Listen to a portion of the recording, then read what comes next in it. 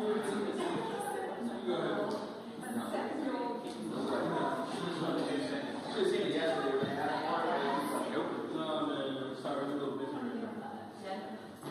right, check in on the sound. Testing 1, 2, 3, 4. Mic check. I got one thumb up. Press says it's good. They just take pictures. We're good. Testing 1, 2, 1, 2, 3, 4, 5. 5, 4, 3, 2, 1. Testing. Testing. Mic check. In the middle. I just need one thumbs up. Are you good? All right.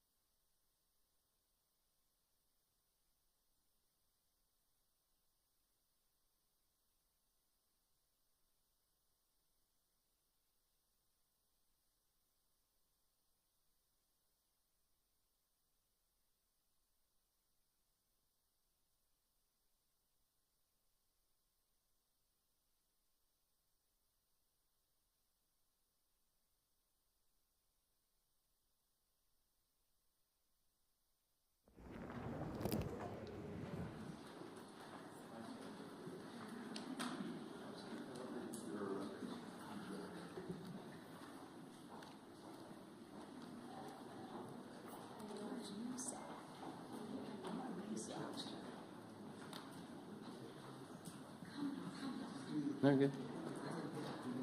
Assume your position. You cover me. Well, good morning, everyone. We are now beginning day 30 of the Democrat shutdown. And as there are millions of Americans this morning that are bracing themselves for further pain and hardship, we'll highlight some of that this morning. The Democrats, incredibly, are showing no signs at all that they want to end their shutdown. Now, they'll have another opportunity today. The Democrats in the Senate will have their 15th opportunity to do the right thing. We're concerned that they won't. And if they reject this for the 15th time, they will be ensuring that this shutdown continues past the November 1st deadline. And that is a fateful deadline for a number of reasons. Starting on Saturday, let me give you a list of things that this means for the American people. It means that tens of millions of American families will struggle to keep food on the table because the SNAP program benefits will run dry. It means that WIC assistance, that's women, infants, and children, the nutrition programs, will be at risk of running dry. It means that Head Start centers, which serve 60,000 children nationwide, will be at risk of closure. Millions of federal workers, and we've listed them here every day. You're talking about air traffic controllers and TSA agents and park rangers and Border Patrol agents, law enforcement around the country. The stewards of our nuclear arsenal will miss their paychecks. Thousands of flights, by result, will be canceled or delayed, while our borders and national security will be directly jeopardized at a very dangerous moment in world history. And our country will lose tens of billions in gross domestic product. With each passing day, the pain gets more real. And the Democrats are guaranteeing when they vote to reject our clean funding resolution. We expect they will do that again today for the 15th time. They are showing no shame whatsoever in their actions. Now, just as we clearly know what is happening, which we've recounted here every morning, the American people can never forget. We also clearly know why it's happening. And I brought a few friends. We brought some colleagues here from the state of New York and New York City to share with you about some of what's going on here. Back in March, this is very clear what happened. Let me summarize very briefly as I can. Back in March, Chuck Schumer voted for the clean CR, the same measure that's on the floor now. He did the right thing, and he went on the floor of the Senate, and he gave an impassioned speech of why we could never inflict all this pain on the American people. He meant it from his heart, and he was consistent in what he had done over his 44 years in Congress, always voting to fund the government. But when he did the right thing in March, he received an onslaught of criticism from the far left base in the Democrat Party. He almost lost his job. Many of you wrote about it. He was in jeopardy of not winning his next reelection. That's how serious it was. So Chuck Schumer got a bunch of consultants and staff in a back room, and they concocted a plan, a political stunt. And they determined right then that the next time there was a funding measure, no matter how meritorious and no matter how much it would cause pain to the American people, that he would vote against it. He would show a fight to President Trump so he could save his political skin. It's exactly what happened. He did this so he could prove to his base that he's showing a fight. And as a result of this charade, he has brought the Democrats to their lowest point in decades. Literally, the Democratic Party has its lowest approval rating. Democrats in Congress have their lowest approval rating ever in the history of polling. The labor unions, working class Americans, independents are fleeing his party, and they are coming to the party of common sense because they see us here trying to solve these problems. They see us here voting over and over and over to fund the government and give them their paychecks, and they see the Democrats dug in against it. And now, Chuck Schumer is desperately trying to cling to power. Unfortunately, when you make decisions out of fear and political desperation, you have already lost control. And the new power center in the Democrat Party is one that should frighten every common sense American. The radical socialist wing is rising. It is led by people like AOC and Bernie Sanders. Hakeem Jeffries and Chuck Schumer know this. They're smart politicians in that way. They can feel the political winds, and they know that they have to continue to act belligerently in order to gain the favor of the far left. It's their own political survival that they had put in front of the needs of the entire country. Let me say that again. The Democrat leaders in the Senate and the House have put their own political survival in front of the needs of the American people. Exhibit A is Zoran Mamdani. New York City, America's largest city, the cradle of capitalism that has always been, is facing a real crisis right now. They've got a 34-year-old, unproven, untested socialist who looks to be the next mayor. He may well be elected. Mamdani winning New York City would be the biggest win for the Marxists, the socialists, in the history of this country. We have, to this point, in nearly 250 years, been able to hold off those kinds of ideas. We've been able to cling to the foundational principles of America, the ideas of individual freedom and limited government and the rule of law and peace through strength and fiscal responsibility and free markets and human dignity. All those things are in jeopardy when the Marxists take over. And it's the clearest sign yet that the Democrats' radical Marxist wing is winning the battle for control of their party. Look at where the energy is. This should be alarming to everyone around the country. Mamdani has, of course, called to defund the police, to abolish all prisons, to legalize prostitution. He lambasted the New York PD, the New York Police Department, as a racist system. And you might have seen, if you in the media are covering this, but there was a new video uncovered from 2023, just 2 years ago, and he said, quote, "We have to be clear, when the boot of the NYPD is on your neck, it's been laced by the IDF. Look, it's a unique talent to merge one's loathing for American law enforcement with their loathing for the Jewish people. But this guy's, he's managed to do it. New York is just the tip of the iceberg. It's not isolated to America's largest city. It's other cities as well. Look at Seattle, where the leading candidate for mayor is an open socialist. Look at Minneapolis, where the sitting socialist mayor is facing a challenge from his left flank. And look here in Congress, where we have our own wing of Marxist acolytes serving here. Amazingly, the media is criticizing Republicans for fixating on Mamdani. I read some of that yesterday. This socialist uprising is something that we have a responsibility to call out and sound the alarms. That's what elected representatives of the people are supposed to do, and we take that responsibility seriously. And obviously, Mamdani is a big issue here in the halls of Congress. Why? Because the second highest ranked Democrat in the country, Leader Jeffries, endorsed him. They're making Mamdani a mainstream Democrat now, and this party has left the people. Of course, the press wants us to ignore Mamdani. Here it's an embarrassment because most of the press is on the side of the Democrats. They don't want us to talk about that, but we have to.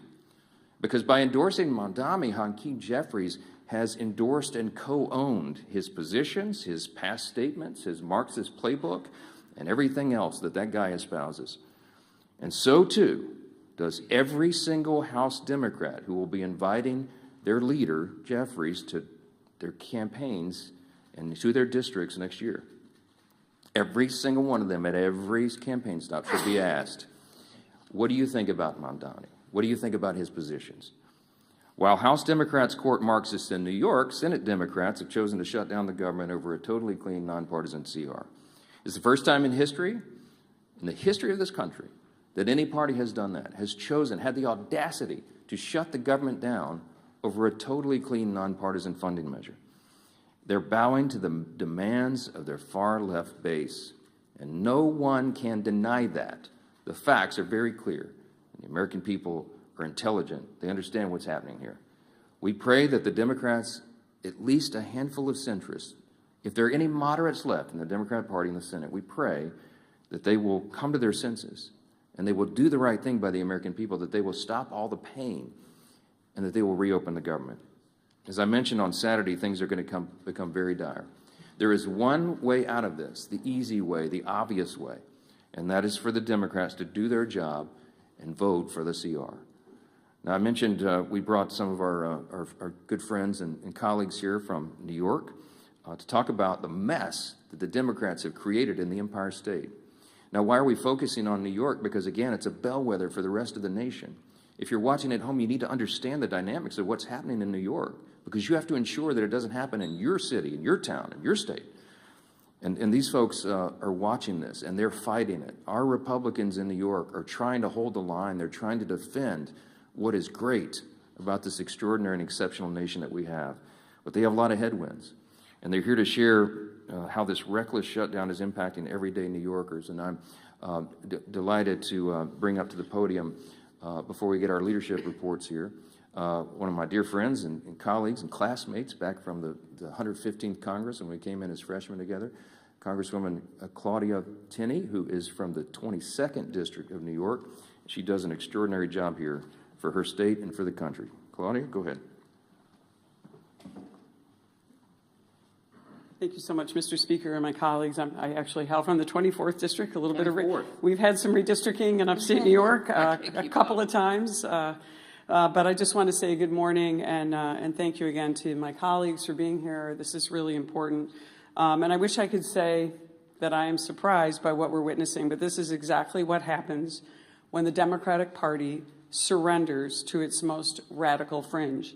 Chuck Schumer and Hakeem Jeffries lack the political courage to stand up to the Marxist, anti-Semitic, anti-law enforcement base led by Mamdani now, AOC, and Bernie Sanders. Schumer and Jeffries are both weak leaders from New York, and specifically New York City, where they have never had to face serious political opposition and have enjoyed nothing but glowing praise from their friends in the media. They are ill-suited to lead the Democratic Party at the national level, which is on dramatic display with each passing day of this tragic shutdown.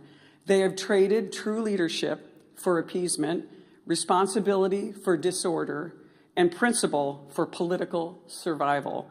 This shutdown is their choice. They've surrendered to radicals funded by dark money groups pushing anti-police, anti-Israel, anti-American garbage. Now the country is paying the price. I served with Hakeem Jeffries in the New York State Legislature. He sat right next to me. I've seen this playbook before, as have my colleagues in New York who also served in the legislature. It is the same corrupt Albany routine. Reward insiders, punish taxpayers, and blame everybody else. Today, it is something far worse. A movement run by socialist Marxist activists. I don't like to call them socialists, they're really Marxist. And extremist networks, and they have hijacked the Democratic Party. And as the Speaker pointed out, just look at Zohran Mamdani, a member of the State Assembly, by the way. He actually defeated a fairly liberal member of the Assembly, who is in a narrow election, but there he is in the State Assembly. He is the face of the new far-left coalition. And make no mistake about it, the new leader of the New York Democratic Party. His campaign is not grassroots. It's bankrolled by Soros money, radical clerics, and communists working together to push a Marxist agenda in America's largest city. Schumer and Jeffries will not stand up to this movement. We've seen this because, as the Speaker pointed out, they're terrified of it. They have built their political survival on appeasing the far left, and now our entire country is being held hostage by it. They cannot open the government without angering the radicals who radically run their party. The Democratic Party is now controlled, as I said, by the Marxist activists, dark money donors. This is not a grassroots effort. And anti-American ideology is dominating this.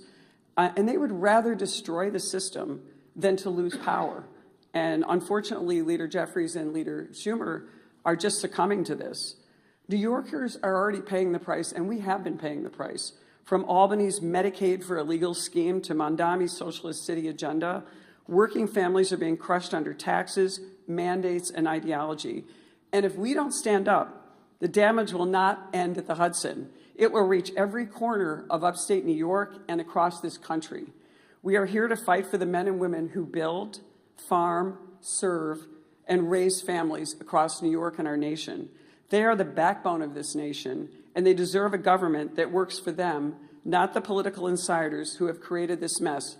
So my message to Chuck Schumer and Hakeem Jeffries is simple. Stop playing games. Stop bowing to this mob and reopen our government. Pay our troops, fund essential services, and start putting American families and especially in my case and my colleagues here, New York families first. And my message to New Yorkers is this: stand up, speak out, reject this radicalism that has taken over not just our city, but will take over our state. And I thank you, Mr. Speaker. I appreciate the moment.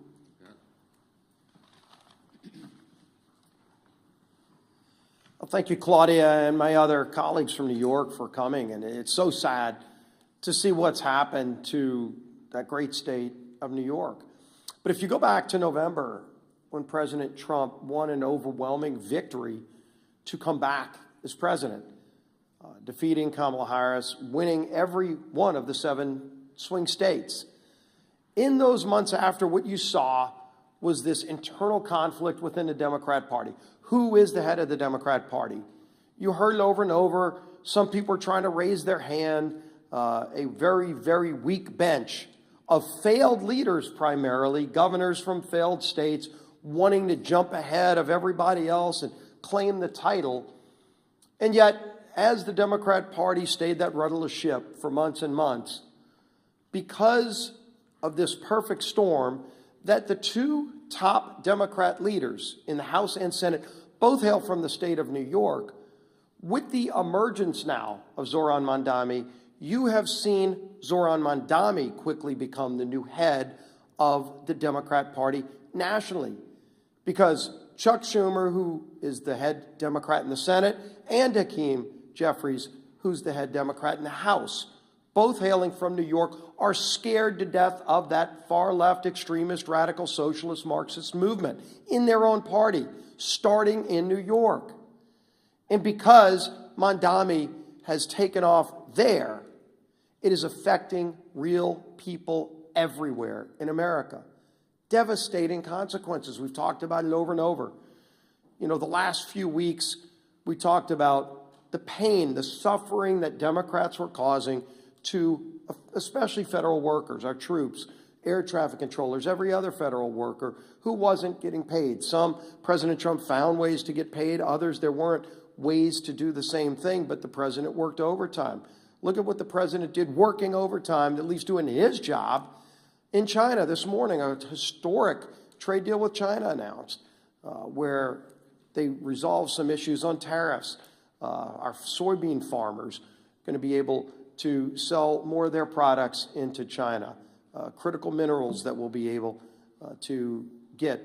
All of those things President Trump continues to do while Democrats want to try to spew chaos around the country. But the harm to families, as we've been talking about, while real, is unfortunately going to get worse. And we've been telegraphing this for weeks, pleading with our Democrat colleagues in the Senate. Just five Democrats need to get the courage to end the shutdown. And only they can do it. They know that. And what are those consequences? We've been talking for weeks. Coming this weekend, Saturday, 42 million SNAP beneficiaries will lose those benefits. Those cards are going to go to zero. When they go to the grocery store to try to put food on the table, there will be no money in those accounts. And what is Chuck Schumer going to tell those families? It's no longer hypothetical. It's no longer theoretical.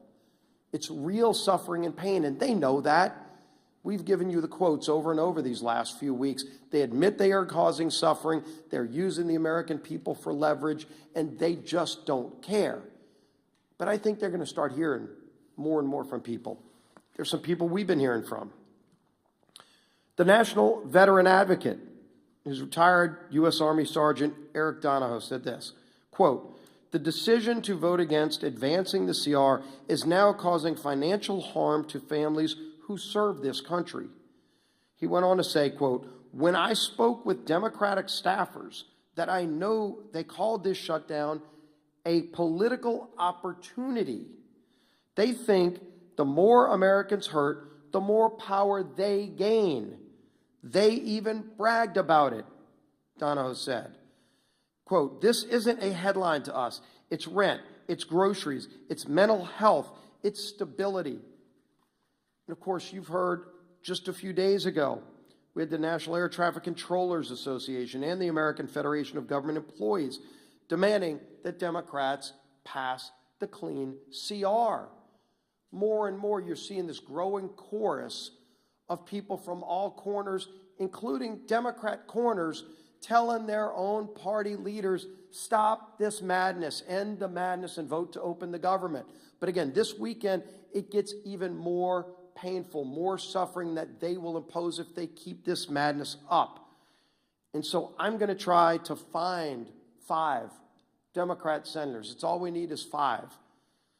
So let's start with John Ossoff in Georgia. Starting this weekend, over 1.3 million enrollees in SNAP in his home state of Georgia lose their benefits. 1.3 million, Senator. What are you going to tell those families if you vote no today? If you vote to take their food away this weekend? That's what your vote means today. 109,000 federal workers in his state of Georgia. Of course, the largest airport in America is in his home state of Georgia, and they're already experiencing flight delays in Atlanta. 231,000 women, infant, and children will lose their benefits in Senator Ossoff's home state of Georgia if he votes no today. Think about them when you're casting that vote. Senator Warner in Virginia, 825,000 SNAP enrollees in his home state of Virginia. 189,000 federal workers. Don't come up here and give some speech lamenting about the hardships those people are facing when you're the one voting to impose those hardships. You can stop that today by voting yes. 107,000 women, infant, and children will lose their benefits in Virginia if Senator Warner votes no. Tina Smith in Minnesota, 452,000 enrollees in the SNAP program, 33,000 federal workers, and 101,000 women, infant, and children in Minnesota will lose their benefits if Tina Smith votes no today. Gary Peters in Michigan, over 1.4 million enrollees in SNAP. No food stamp benefits this weekend to 1.4 million Michiganders. 56,000 federal workers. 189,000 women, infant, and children will go without food this weekend in Michigan if Senator Peters votes no. Senator Sheehan in New Hampshire, 76,000 enrollees in SNAP, 9,000 federal workers, and 12,000 women, infant, and children will go hungry in New Hampshire if Senator Sheehan votes no. I could go on with more and more of these. All we need is 5. That's 5 right there. If they get the courage, they don't have to impose that pain on families. But the only way this suffering is prevented is if they come to their senses and vote yes. We all know the math. We all know what's needed. But it's not just math. It's millions and millions of families across this country that will truly suffer and go without food if they vote no today. It's a straightforward vote. We've all voted yes and passed it through the House over a month ago. End the madness and pass this bill. Our whip, Tom Emmer.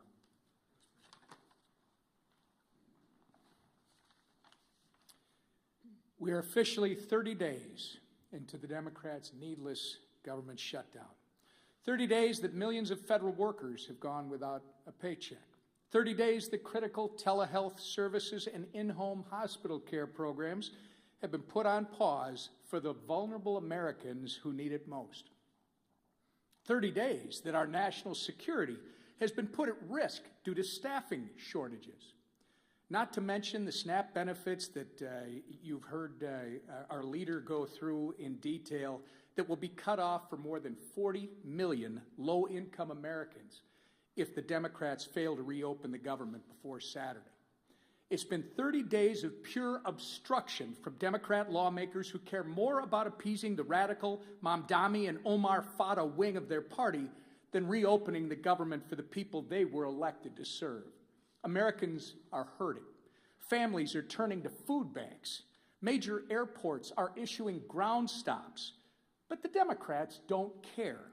In fact, they've orchestrated this chaos by refusing to support our nonpartisan government funding bill 14 times now. And for what? So that they can kowtow to the people like Kami. And I will just say to my great friend and colleague, Claudia Tenney, socialists are now the moderates in my grandfather's Democrat Party. These are communists and Marxists. They are kowtowing to the people like Kami Mamdani ahead of the election. People are struggling in the meantime to put food on the table, and the Democrats are too busy playing politics to do anything about it. It's disgusting, and it needs to end. I say it every day when we do this. Remember, all we need is 5 Senate Democrats to come to their senses, break ranks with Chuck Schumer, support our clean CR, and reopen the government. It's past time for Democrats in Congress to get serious and do their jobs for the people they were elected to serve, not for the communist mayoral candidate in New York City, our conference chair. Thank you. Kami Mandami, that might stick. That might stick. Well, good. Yeah, the truth hurts, right? Works. All right. Well, this Saturday, SNAP benefits run out for 42 million Americans. 42 million Americans, the SNAP benefits will run out. Let me say it one more time and let it sink in. 42 million families, including thousands in my home state of Michigan, could lose the ability to put food on the table for their families. Why? Because Democrats choose to use their pain and their hunger as leverage. Leverage for more wasteful spending, leverage to satisfy their radical base. And what are Republicans doing? Republicans did their job and are going to continue to do our job. We voted for a clean, responsible bill to keep the government open and fully fund SNAP. So let me be very clear. Republicans voted to continue funding for SNAP and continue to have families have the ability to feed their families. Democrats voted to take food off the table and voted to discontinue SNAP benefits. It is that simple.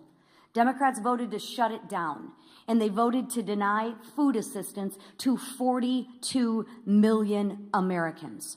And they voted that way more than a dozen times. Just so y'all didn't get confused, they wanted to make sure that they rubbed it in your face more than a dozen times that they wanted to stop the SNAP benefits. Not just once, not just twice. They wanted to make doggone sure you knew they voted more than a dozen times to kill the SNAP benefits, to take food off your table. Just so you're clear. And let's remember, they did it, and make sure that we don't forget, and let's make sure we remind them who voted to keep food on the table and who voted to take food off the table. Because at some point in time, they're going to reverse what they're talking about and do what they normally do, and that's try and blame us. But let's hold them accountable for once to the votes that they've taken. I can assure you I will. I met one of these recipients last weekend while I was volunteering at a food bank in St. Clair County. His name was Jim. Jim's wife is a teacher, and he's a retired auto worker. They rely on SNAP to help cover the cost of groceries. Jim waited in line for more than 3 hours because he knows he won't be getting his benefits. That's what he told me. But you know what he told me? I thought this was very insightful. He told me, thank you. He told me, thank you for all you're doing to keep the government open.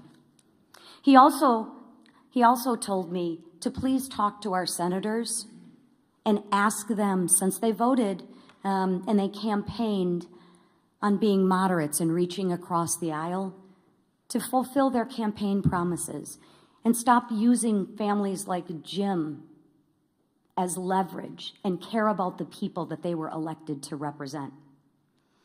I also spoke with a woman who recently lost her husband She's now raising her grandkids and told me she's never needed help before, but now she's struggling to afford groceries. These are real people struggling, real people that Republicans are actually fighting for, and real people that I am fighting for. Jim is not leverage. Jim is a person with a family to feed. Open up the government and stop using Jim and his family as leverage to kowtow to your radical political base. Do what you know is right and what you have said is right, and open up the government. A farmer back home once told me, when you're not hungry, you have a lot of problems. When you're hungry, you have one.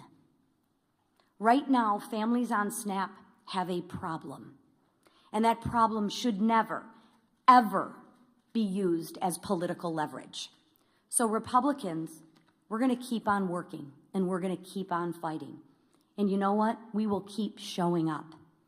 And while we keep demanding that Democrats stop using suffering Americans as pawns in their political games, I implore my two senators, do what you said you were going to do. Do what you said that you are.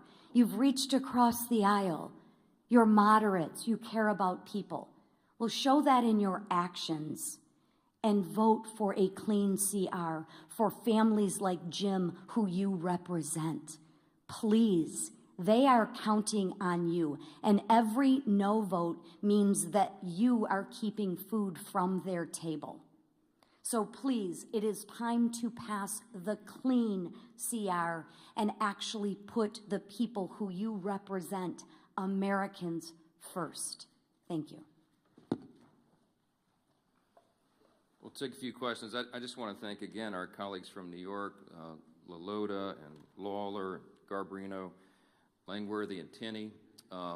It's a difficult job to hold the line in that state, but they do it very, very well, and we're grateful they're there, and that there are so many common sense New Yorkers who still believe in freedom and in the greatness of America, and they keep sending us patriots like this to do the job.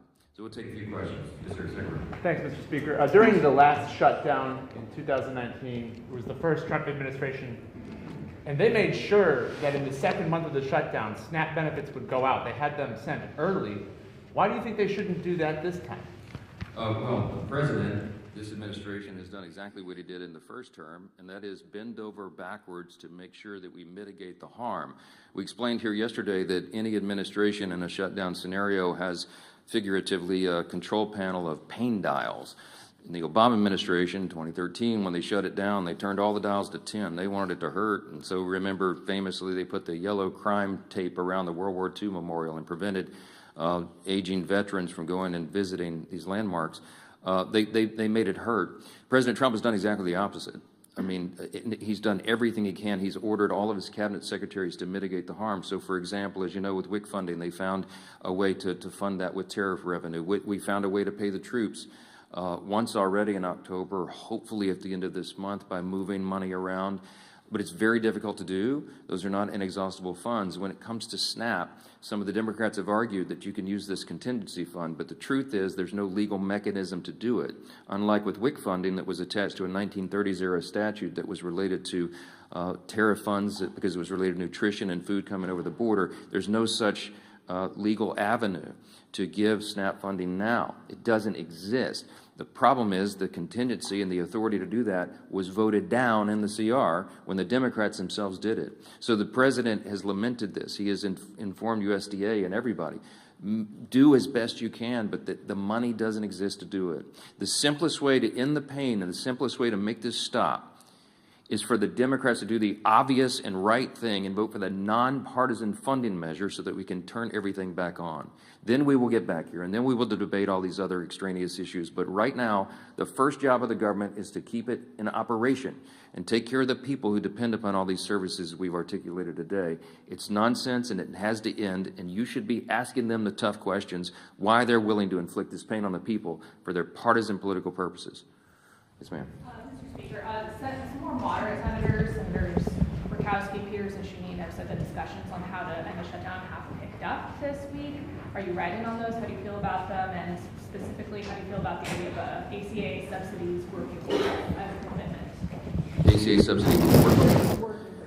Look, I'm not surprised that the conversations are turning up in earnest. I mean, when you're talking about the handful of centrists and moderates that are there, they feel the pressure of this. You have all the major unions now coming out, as we've noted, demanding that they do the right thing and get the paychecks flowing again. You have flights being delayed and canceled. It harms people on their nutrition and their food and everything else. And so this is not a surprise to us. We welcome them doing the right thing, but again, we don't have anything to negotiate because we didn't put any partisan Republican priorities on the CR at all. I don't have anything I can pull off of it to make it more palatable for them. So our urge and our plea to them is just do the darn right thing and open the government.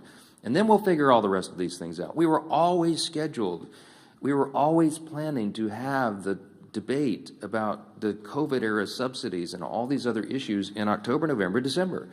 The COVID-era subsidies don't expire until the end of December. There are all sorts of discussions going on about that, all kinds of ideas. I could give you dozens of them that have been collected just in the House Republican Conference. There needs to be massive reform. There need to be income caps. There needs to be the elimination of fraud, waste, and abuse in that program, which we think is rife in it, and many other things. So there's informal working groups going on as we speak. There's discussions being had amongst all the members. But we've got to get the lights turned back on here and get the services provided to the people so that we can come here and do the rest of the legislative job. Yes, ma'am. Would you be willing to fund part of the government for the full year, as some of the senators are discussing, without a CR to open them? These rifle shot bills that you keep hearing about deviates from the goal. We have one singular purpose, and that is to reopen and fund the entire government. The Democrats do not get to shut down the government and then make the decision on who's more important than the other and which little thing they want to fund to relieve their own political pain. We have one purpose, and that is turn this thing back on. And all those other efforts are deviations, and it's political games. They're trying to cover their own tails now because they know they have inflicted this pain. I'm going to remind you again 14 times. I bring my chart in every day. I'll bring it back tomorrow because I want everybody to remember. Republicans have voted 14 times to fund the government, and the Democrats have voted 14 times to close it. They are imposing the pain, and now they're feeling a little pain themselves because people are starting to let them hear about it. They better do the right thing. That's all we can say. Yes, ma'am. Mr. Speaker, you mentioned today that the Senate's going to vote for the 15th time. Senate Democrats are supposedly. The Senate's actually not voting today on the CR to fund the government. Do you agree with Leader Thune's decision to let Democrats sit with this over the weekend? They're not voting today on the CR, so SNAP benefits are going to lapse. They're not taking that vote today. Well, Leader Thune was pretty upset yesterday. We've all seen the video. Mad John on the floor, and it's appropriate. When we come in here and do these briefings, I can empathize with them because we're happy warriors. I like to come in and have a good time in press conferences and tell you good news and all of that. But this feels very much like in my state, Louisiana is a hurricane state. It's like giving a briefing during a hurricane, a Cat 5 hurricane, right before it hits shores. We put the sandbags around our homes and we board up the windows and we do everything we can to prepare, but we know the real pain is about to hit. And we feel helpless in doing anything about it. And that's the same emotion and that we feel here at the podium and when we're on the floor. And Leader Thune let them have it yesterday because they were trying to play games, and we're just fed up with it. He's a very even-tempered, calm guy. I mean, I try to maintain the same demeanor, but it's infuriating to us. I'm not going to second-guess his decisions on when they schedule the votes each time, but he's probably about had it with their nonsense. And when they tell him and they thumb their nose at him and give him, and say other things that they like to drop the F-bomb now for fun, for emphasis apparently. When they tell him those things, he probably recognizes it's a futile effort. He realizes they're dug in, they don't care. They're more afraid of the Marxist, socialist, far left in the party than they are the harm that they're going to cause in the American people. That's a fact, and you need to make them try to refute that because they can't. I'm grateful again for our New York colleagues for holding their ground and standing guard as they do and for being here. Thank you all so much.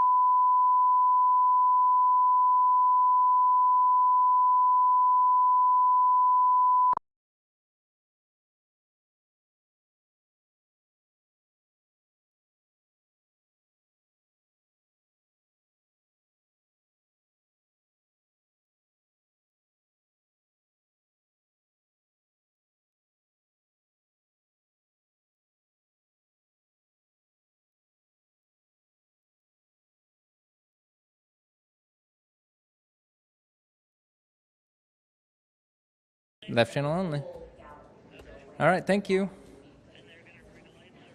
I brought some, yeah. It's on battery, so I'll put it up closer to. It's 11:30 now, so we got some time. All right, thank you.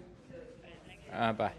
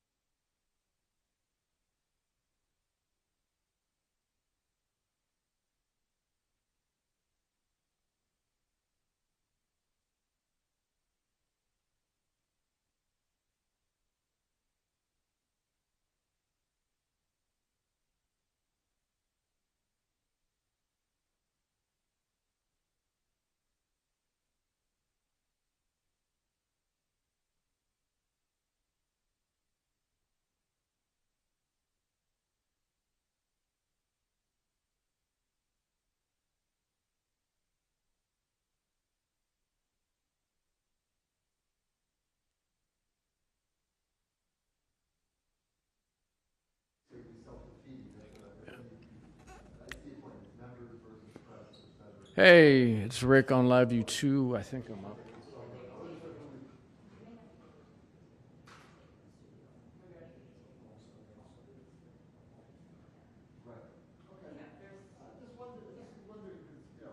Coming in after this all happened, looking at what they each have, just wondering how Testing 1, 2. Testing 1, 2, 3. Should hear in about 10 seconds. Testing 1, 2, 3. Cool. Thanks, man. Everybody good? I'll be back.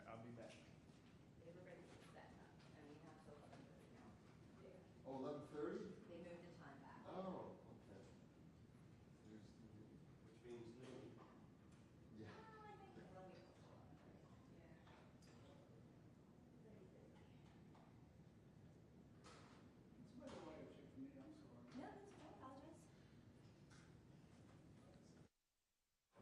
Okay, testing 1, 2, 3, 4. Well, not all the lights are on yet.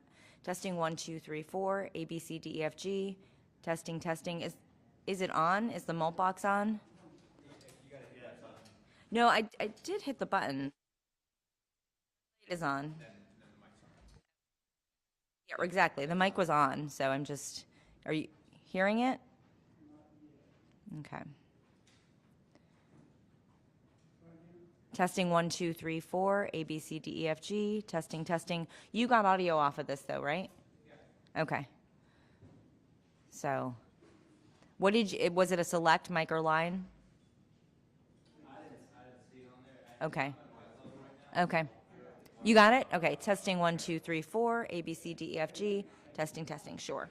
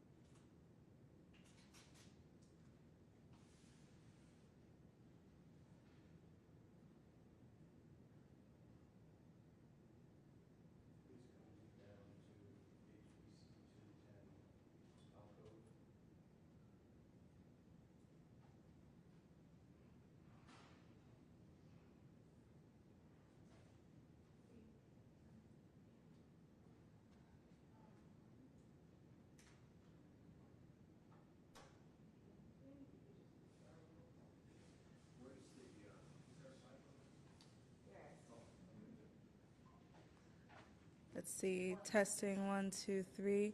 There might be the settings on the little thingy. Yeah, because I don't know where I left it. Hey, Freedom. Before we did all this, sometimes it also might not be plugged in all the way. Like I kind of put it on very quickly. Yeah, okay. Yeah.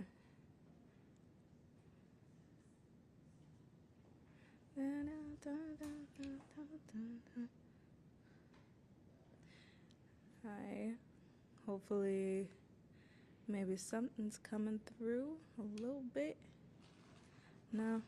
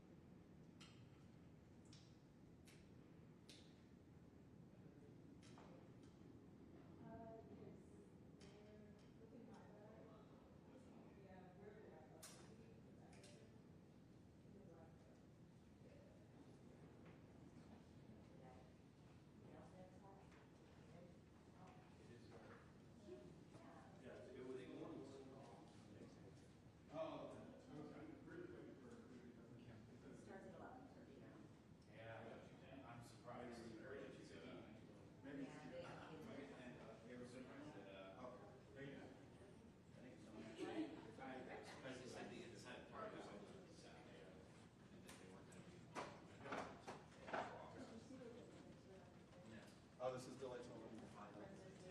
Thank you.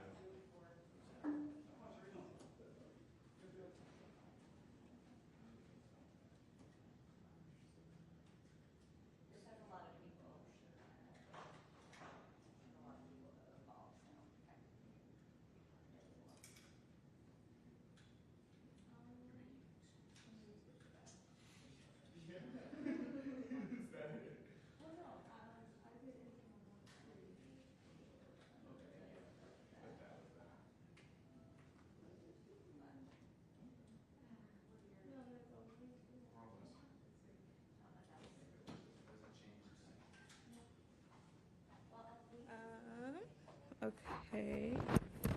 When you're there, yeah, it's coming through. Is it coming through both sides?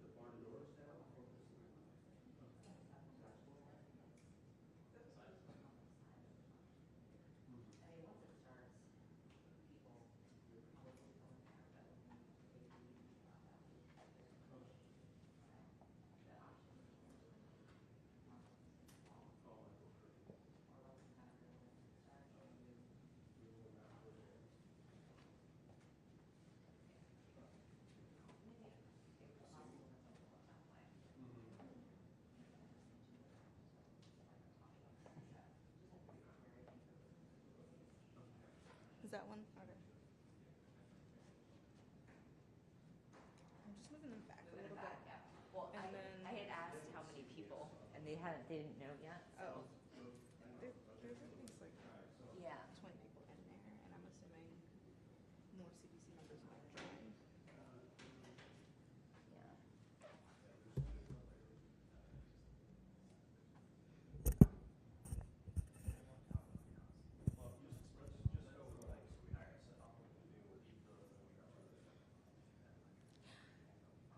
Do you think we could turn on that light just so I could take a picture for everyone and see? And then we could like turn it back off. Yeah.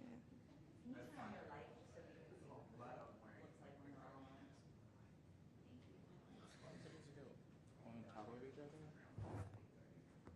Yeah, did I Or is do one it bit right? supposed to go behind? Is one You know supposed to what I be behind, or is it like They're on all top of supposed to stuff? be behind, I think, right? So this one behind? So, Yeah, I think it's this one's supposed to be behind.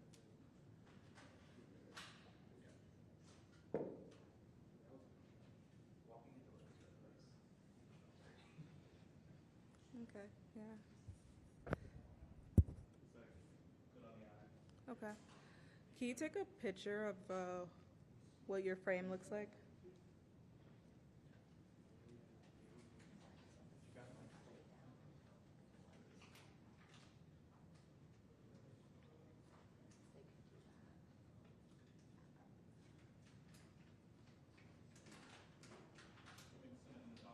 Yeah. Okay, I think we're good. Thank you.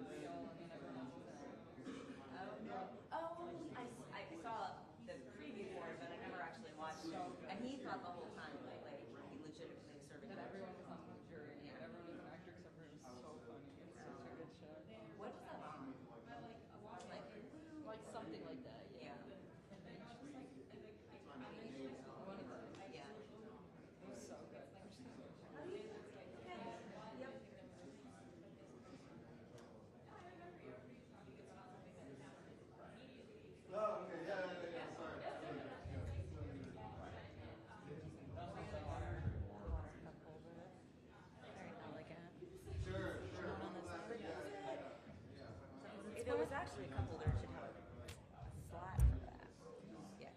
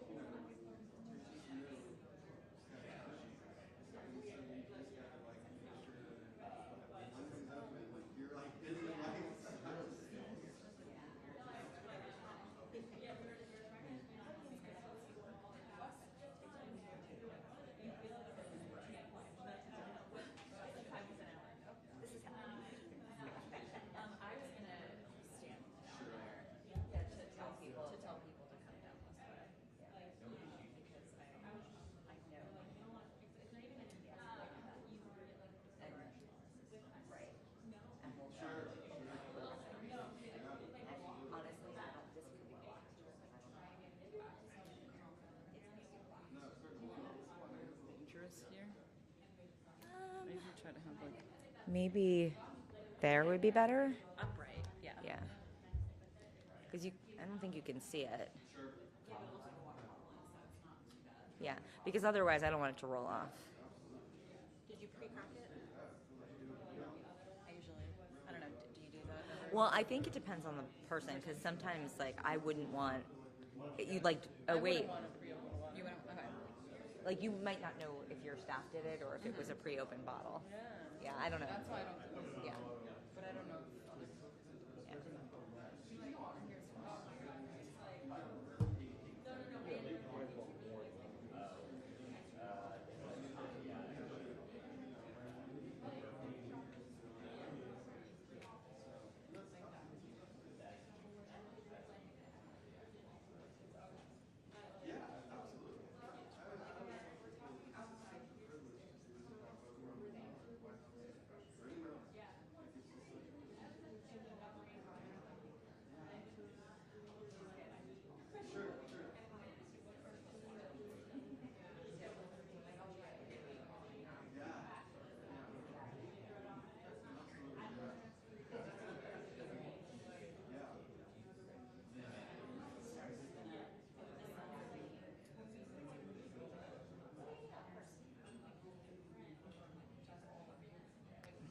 Testing, testing, 1, 2, 3, 4. A, B, C, D, E, F, G. Testing, testing, 1, 2, 3, 4. Is it good? Good.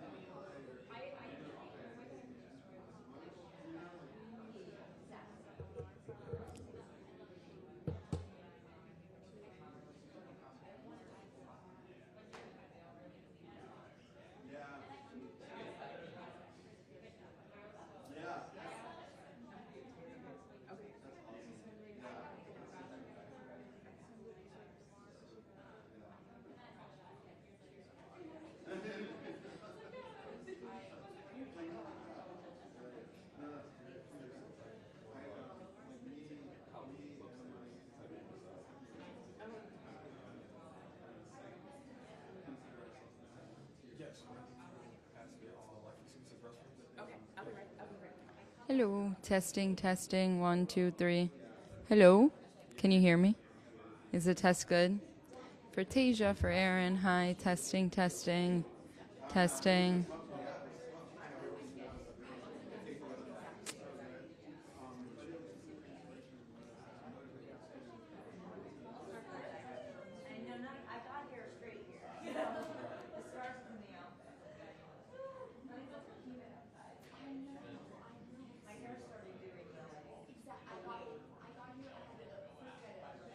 We're good?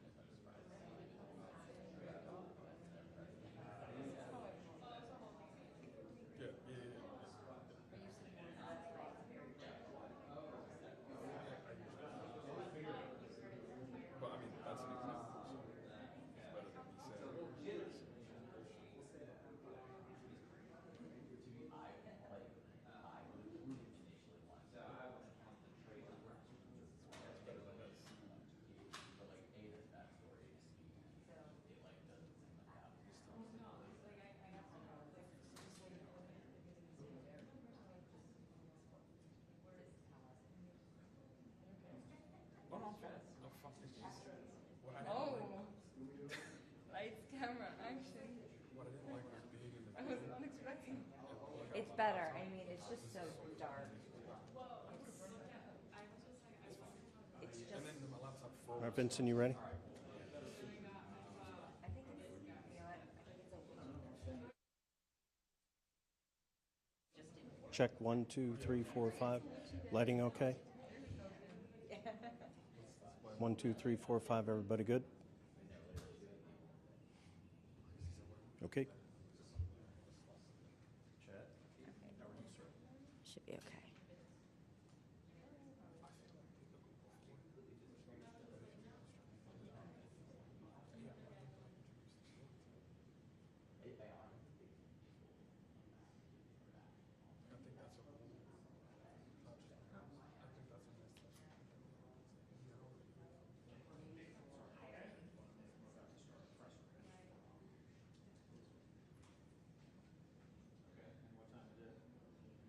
I think having it higher is better, just because then they won't.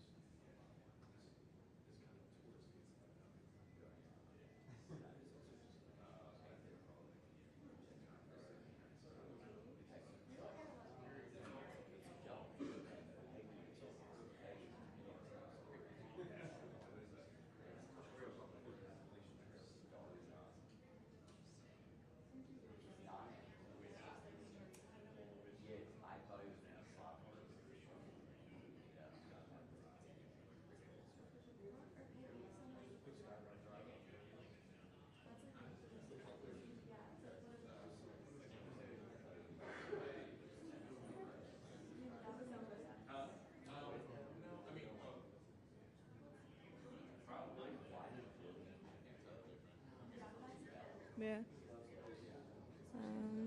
Maybe 1, 2, 3. It sounds any different? It might not. Yeah.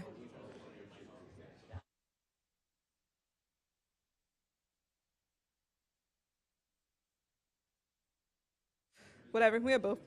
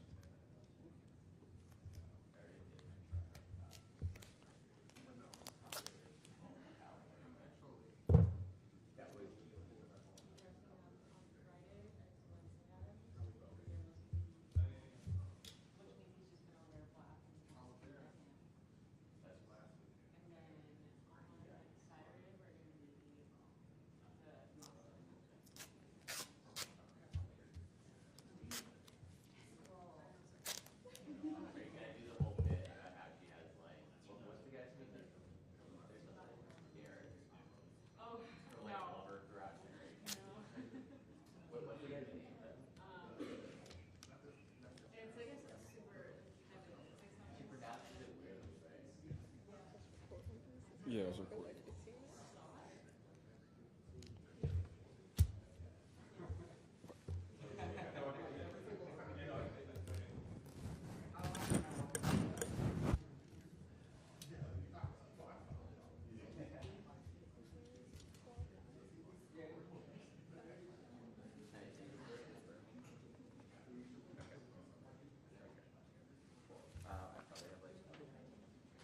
So that way, in case I get passed.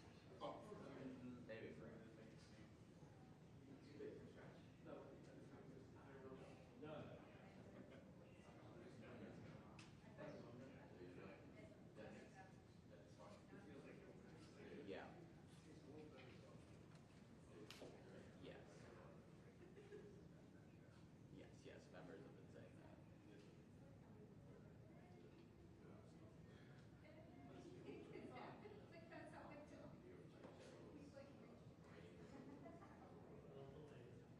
Yeah, right. Like fictitious as in like they didn't provide any.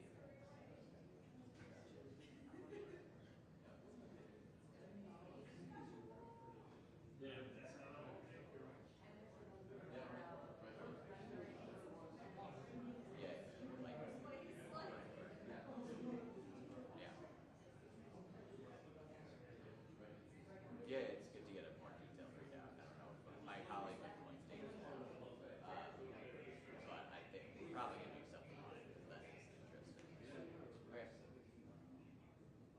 Sure, yeah.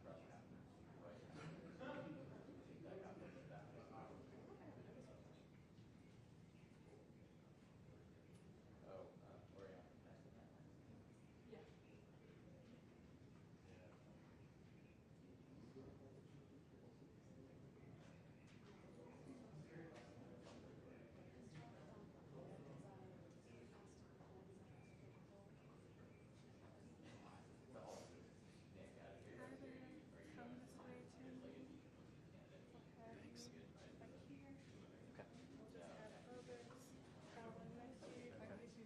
These two will line these speakers, so they will be speaking. So I don't know if you want to line them up in a different order.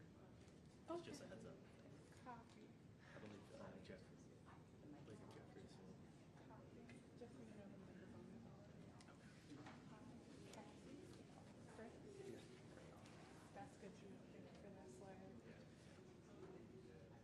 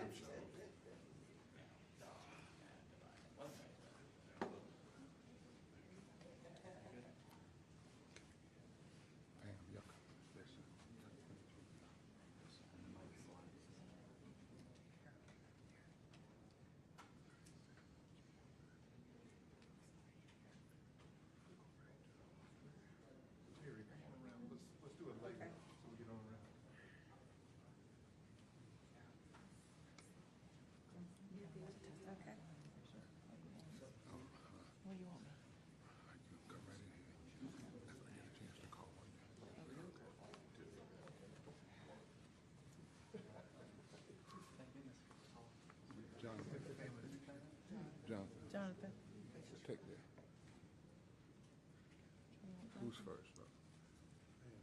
Go ahead. Oh, okay.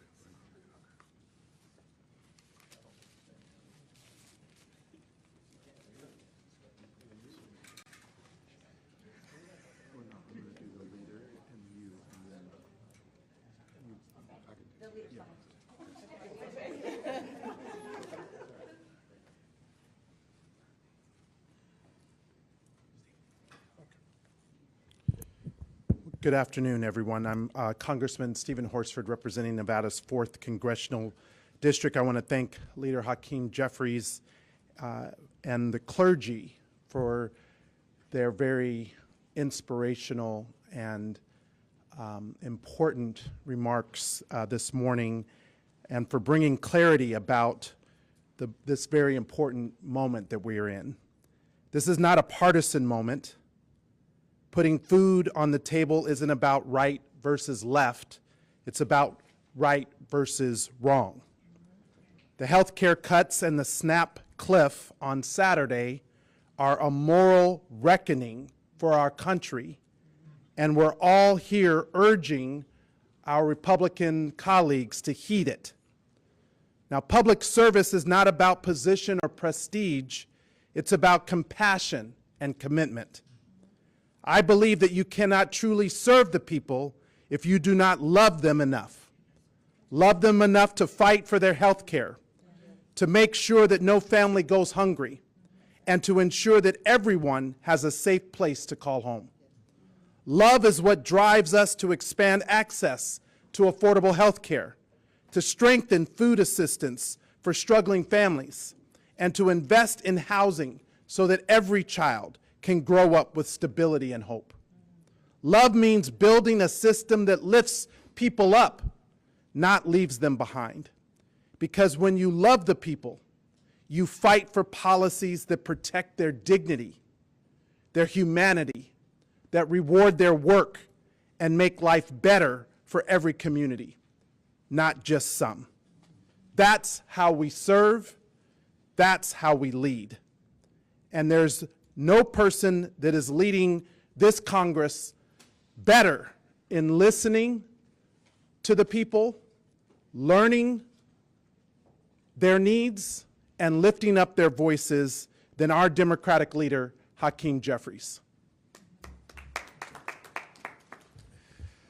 Well, good afternoon, everyone. Thank you to my good friend, Representative Stephen Horsford, for those very powerful words. And of course, I'm so thankful for Congressman Tim Kennedy, who has joined us as well, and other members of the House Democratic Caucus who were part of this incredibly powerful and important meeting, led by Bishop Barber and joined by so many different distinguished members of the clergy of different faith traditions, denominations, and backgrounds, but all here today to make clear that fighting for the health care of everyday Americans, for the poor, the sick, and the afflicted, for the least, the lost, and the left behind is not a partisan issue, it's a moral issue. And standing on the side of the health care of everyday Americans is the right place to be. Fighting to make sure that no one in this country, the wealthiest country in the history of the world, should go hungry in America. That's not a partisan issue, it's the right place to be. In every faith tradition, as we will hear. So we're so thankful for their moral leadership, thankful for the moral clarity that they've brought to this issue, thankful for the inspirational wisdom and vision that was imparted to us as members of Congress, standing on the side of the American people. And it helps to continue to fuel our efforts to stay the course. This is not a fight for Democrats or Republicans, it's a fight for the American people. And we're going to stand on the side of the health care of the American people, of the safety of the American people, of the well-being of the American people. And lastly, I'm just appreciative that these distinguished members of the clergy, these great faith leaders, have also brought with them individual Americans who are being impacted by some of the extreme policies that have emerged from the administration and from this Congress this year, who we'll also hear from. And Bishop Barber and these distinguished members of the clergy have reinforced the principle that in America, poverty or hardship is not a choice that people are making. It's as a result of policy violence being visited upon everyday Americans. The largest cut to Medicaid in American history, that's policy violence. Shutting down hospitals, nursing homes, and community-based health centers, that's policy violence. Ripping food away from the mouths of hungry children, seniors, families, women, and veterans, and using them as a political pawn, that's policy violence. And the refusal to extend the Affordable Care Act tax credits, the unwillingness to find a dime to meet the health care needs of the American people when some folks can find $40 billion to bail out a right-wing dictator in Argentina, that's policy violence. And so I'm just thankful for these great men and women of the clergy, thankful for these patriotic Americans who've come to share their stories with us, and we've heard from folks from West Virginia and North Carolina and other parts of this great country, as you will as well. And now it's just my great honor and privilege to yield to the distinguished bishop who has brought us together. We know he's a voice for the voiceless. He's a mighty man of God. He's a powerful, profound, prophetic, principled pastor, Reverend Bishop Barber.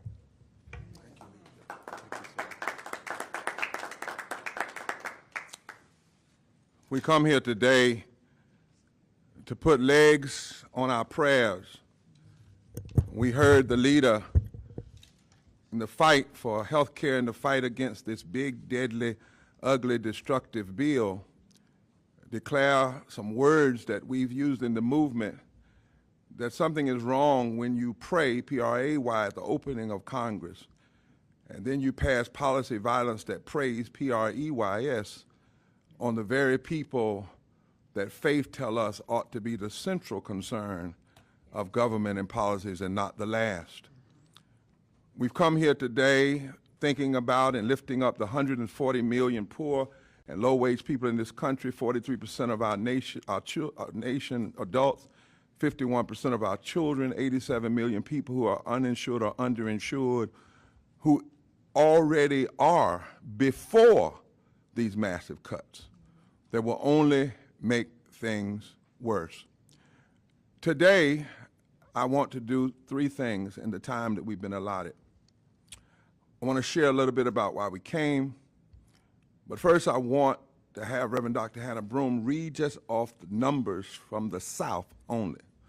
The South, where we've been holding Moral Mondays in front of senators' offices who voted for this big, deadly, destructive bill, and House members who refuse to meet with the people, clergy and impacted people who are carrying caskets, because thousands and thousands of people will die, not as a result of God calling them home, but result of policy violence. And I wanted just to read these numbers so that the media hears the extent of what is going on, broken down, not just a big national number, 16 million, but what's actually happening in state and why clergy and others are standing with impacted people. Then I want to ask the leaders who've come here to just give their name and their denomination. They will talk to you after the press conference. We know we can't stand forever at the press conference, but we want you to know and see the diversity. That when we talk about faith and moral leaders, we're not just talking about black church leaders, we're not just talking about traditional denomination, we're talking about Jewish and Christian and Muslim and people of faith and women and men and diverse groups, predominantly black histories, diverse histories, who are coming together because all of our religious traditions remind us that if we don't stand up for the poor the least of these are sick and the uninsured, then everything we claim about faith remains suspect, deeply suspect. So I want them to introduce themselves and say what group they represent so you know who came today to bring with them the impacted people. And then lastly, we have some impacted voices who are the most important voices today. We can't get them all in, so we're actually releasing today a video that was prepared for this meeting. It can go out to the members of the media, we send it to every member of Congress so you can hear the pain and see the faces. It's time that we put a face on these numbers. And we want you to know we did ask Mike Johnson for a meeting. He said he was too busy. We said it was interesting because the government shut down. But we're going to keep coming. We'll keep at it. We'll do it by Zoom. We'll do it. But we are not prophetic voices for any party. We are prophetic voices for the truth and to stand on the side of the least of these. So if those, first of all, powerful religious leaders who are supporting the testifier would you come real quickly and say who you are? Then Hannah's going to take about 30 seconds and read off these numbers from the South. I want to make a statement or two and then have these testifiers, Mr. Leader, to hear, because what you heard in the room, the American public needs to hear. Because if you hear it, you'll understand why the leader and others are not going to turn back on this fight. They're just not. They can't, because it's about real people's lives. Would the leaders just come quickly and share who you are?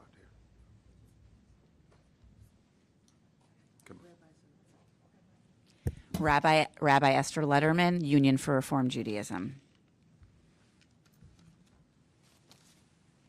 Vashti McKenzie, National Council of Churches. Bishop Brian Thompson, presiding bishop, Mid-Atlantic Episcopal District, president of the Board of Bishops, AME Zion Church. Reverend Paul Brandeis Rauschenbusch, President and Executive Director of Interfaith Alliance. Reverend Terry Hoard Owens, General Minister and President of the Christian Church Disciples of Christ in the United States and Canada. Reverend Joel Simpson, I'm a pastor in Taylorsville, North Carolina with First United Methodist Church, and I brought some impacted people to share today. Jonathan. I'm Reverend Dr. Valerie Washington. I'm the pastor of Hewlett Temple, AME Zion Church, also a professor at Simmons College of Kentucky. Thank you.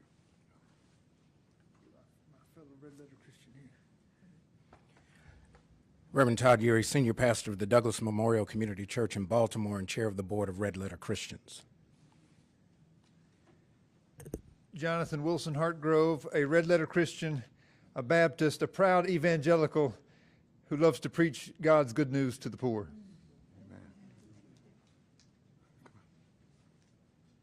Reverend Ryan Stess, United Methodist pastor from Louisville, Kentucky. We come today, and these clergy have said that they wanted to stand with impacted people. As Jonathan said, he's an evangelical. I am true evangelicalism. Did I miss someone? Starts with good news to the poor. There's no such thing as an evangelicalism that turns its face away from the poor and works more on behalf of the greedy than it does on behalf of those who are in need. We come here today because our faith demands it. Jeremiah 22 says that when we come to the places of power, we are supposed to say to leaders, rescue the people from the oppressor's hand. We are supposed to say, don't do any violence or pass policies that will kill and destroy people's lives. And we are supposed to have good news and welcome for the immigrant. Our text that Jews, Christians, and Muslims honor tell us that we must care for the least of these.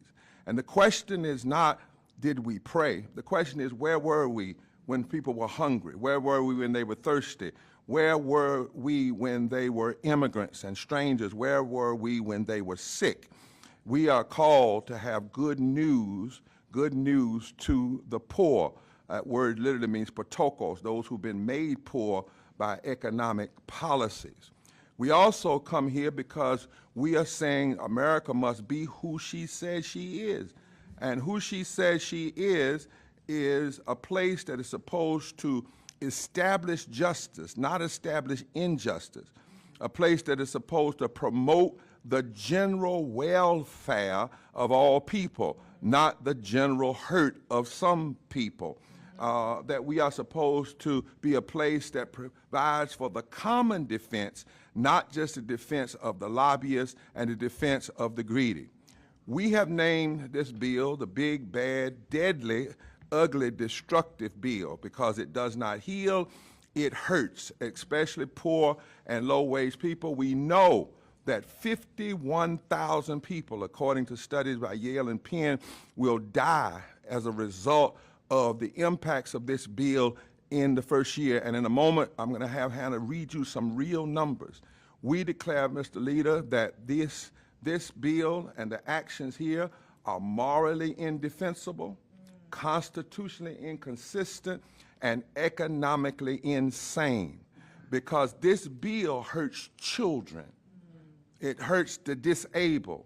It hurts veterans. It hurts the already sick. It hurts those with chronic diseases, some of the stories of the millions that you will hear in just a moment.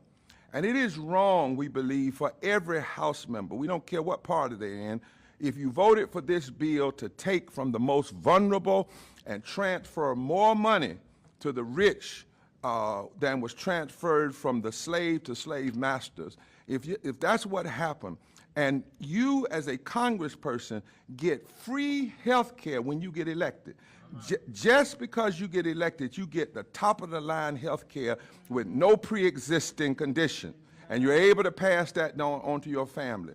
How wrong and immoral is if you get it and then you don't want the people who elected you to have the same thing. These clergy and impact people are mostly from the South today. Why the South? Because 1/3 of all poor people live in the South. 1/3 of all poor white people live in the South.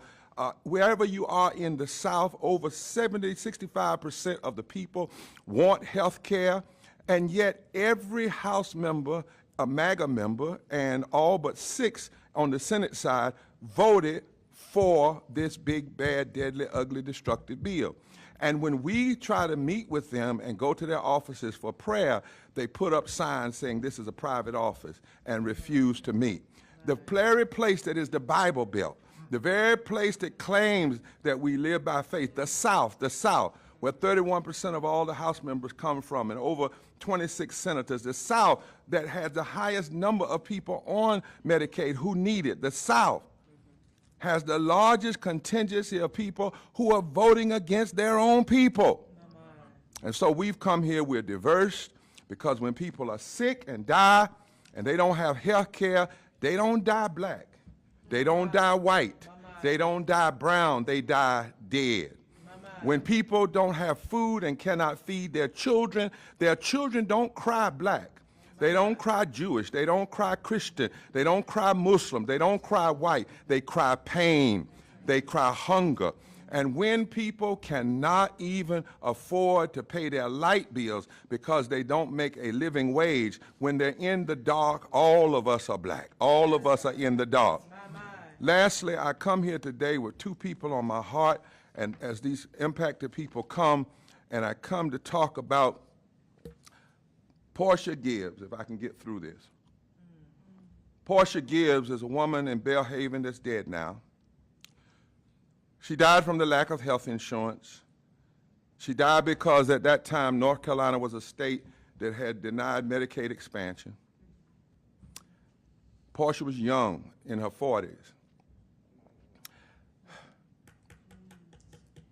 We were trying to fight for her hospital to stay open.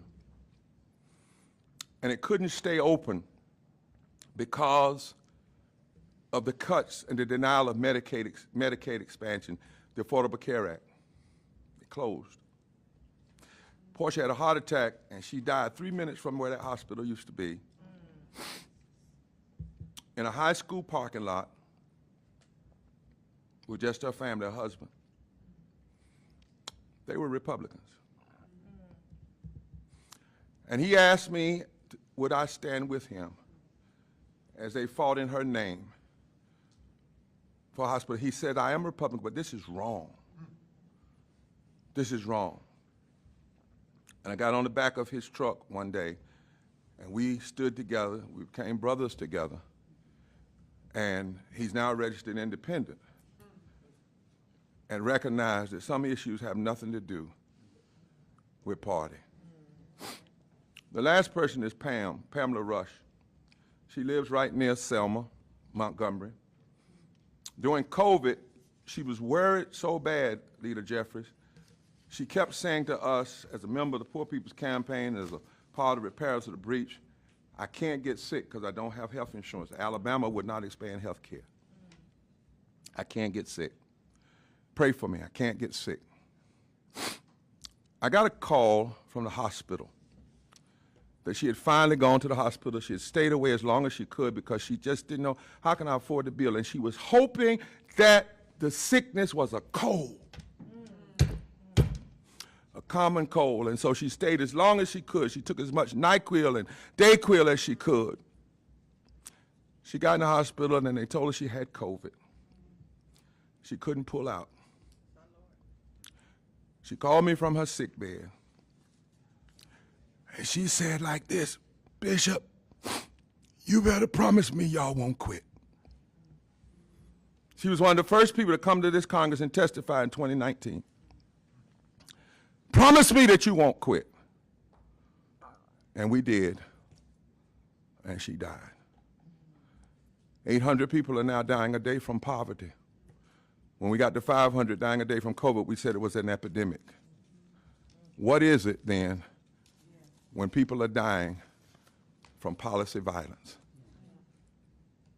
In her name and in the name of so many others whose voices have now been hushed on this side of glory, and whose voices we must take up, and whose voices we must amplify, who are living now but could be dead because of policy violence if we don't stand up. We come. And we will not retreat, and we will use every nonviolent tool at our disposal to call this nation, this Congress, to stop all of this partisan fighting and get down to the business of the people. Open this government so that you can open up good news to the poor, and so that you can establish justice, because anything less is morally indefensible, economically insane, and constitutionally inconsistent. Hear these testifiers as they come. We're going to ask Joel, come on, Hannah, real quick and read those, and then we can't do them all, but we're going to have 2 or 3 that will come, and we want you to hear their stories and then take questions. Hannah.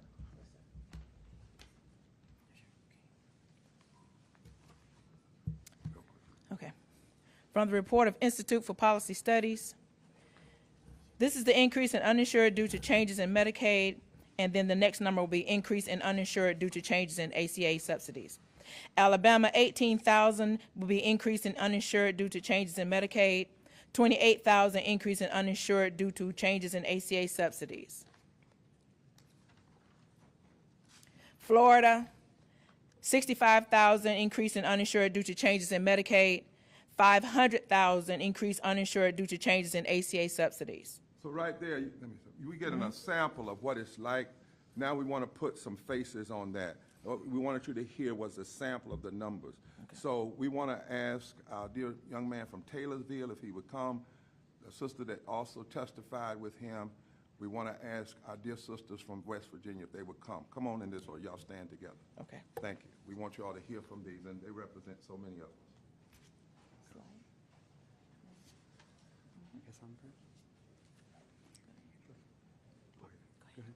My name's Chris Shoemake. I'm from Taylorsville, North Carolina. I rely on SNAP benefits and Medicaid just to make it. We did have a hospital, but it closed down a couple years ago. And then here recently, our urgent care has closed down too. Now we don't have nothing close by.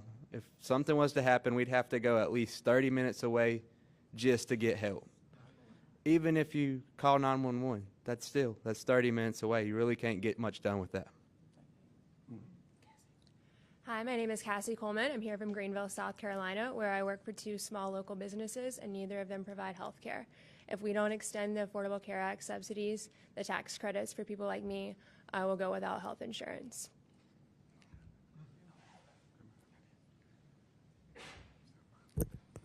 Hello, my name is Pam Garrison. I've been a minimum wage worker my whole life. I feel like my government is attacking their own people. We make $7.25 an hour. We went 16, heading toward 20 years with no living wage. Then the programs that would help make up for that, the health care and food stamps, the SNAP programs, they want to take them. I feel like we're under attack. So, thank you. Hello, my name is Elena Hurley. I'm from West Virginia. I suffer from chronic health issues. One, I'm on life-sustaining medicine, a blood thinner. Without it, I'm a walking time bomb. I can drop at the hat at any moment without any warning from what put me on the blood thinners to begin with, which was a pulmonary embolism, which is where a clot shoots through your heart and lodges itself in your lung.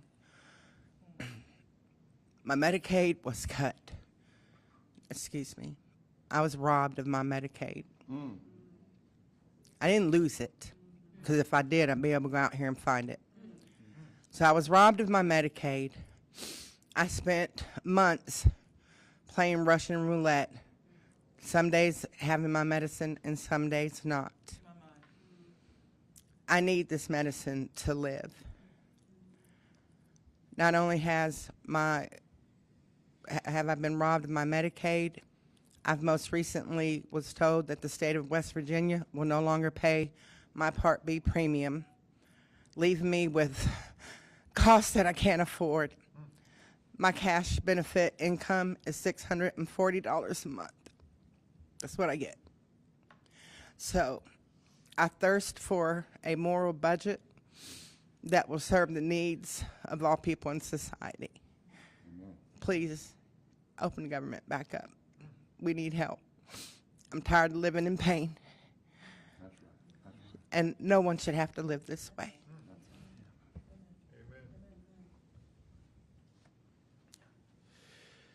I'm Joel Simpson. I'm the pastor in Taylorsville, North Carolina, in the United Methodist Church.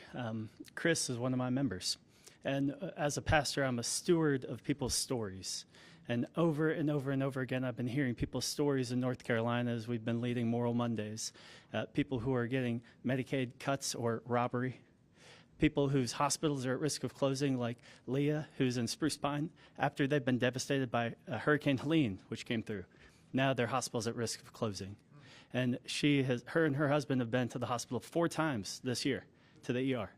And if that hospital closes, they'll have to drive over an hour to Asheville to get any care they need. Her most recent hospital visit was a stroke, which will require ongoing care. And she said, if this hospital closes, we can't afford to go to Asheville, and what will we do? Can we even move? And so these are the stories we're stewarding as clergy. These are the people we know we will have to bury if they do not have this health care access. Thank you, Congressman. Thank you all for opening. So again, I want to thank Leader Jeffries for prioritizing his time and allowing other members, including Congressman Tim Kennedy and I, to join, to listen, to learn, and to lift up the stories that you all have heard. And of course, to Bishop Barber and to all of the clergy and faith leaders for being here. I know you will be available for individual interviews following the press conference. It is not lost on me that there is a court hearing happening right now where Democratic attorney generals from across the country are petitioning the court to intervene and to force this administration to release the nearly $5 billion in contingency funding to maintain disbursements to the SNAP program. And so I think it would be appropriate maybe if someone could lead us in prayer for that case and to prick the hearts and the minds of our colleagues to do what's right, not just today, but every day on behalf of the American people. Because when we put the interest of the people over politics, we can't go wrong. So Bishop, if someone could lead us in prayer for that case that's happening right at this time, and then to conclude, I'd appreciate it very much. As you notice, we try to lift up those on the ground. I'm so thankful for these denominational leaders that push people forward. Here's a clergy who also is being hit by Medicaid expansion. So he's a testifier and a clergy. With all the testifiers, just hold your hand up, those who can, because I hope the media will talk to you. And just hold your hands up that you testify. Just let them know. Would you lead us in prayer for this nation? Yep. I trust the Spirit of God. Holy God of grace and mercy, have mercy on us.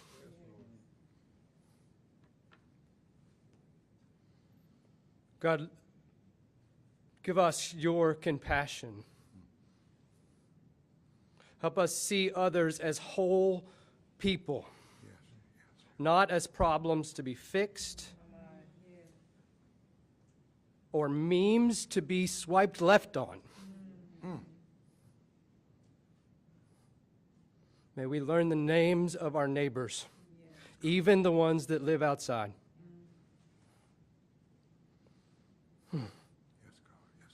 God, we lift up the court hearing that is happening as we are looking at a time when we are holding food over the heads of poor people so that we can take away their health care.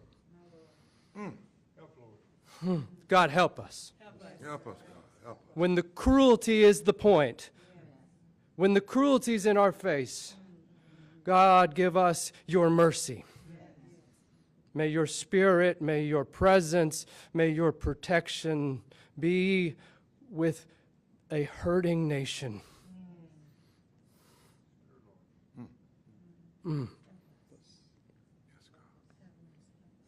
Hear the cries of your people, God. May we know that all people are your people. All of us under the planet, under the sun, know what it is to suffer. May we stand in all of what we all have to carry, and may we do it together. May we do it with your help.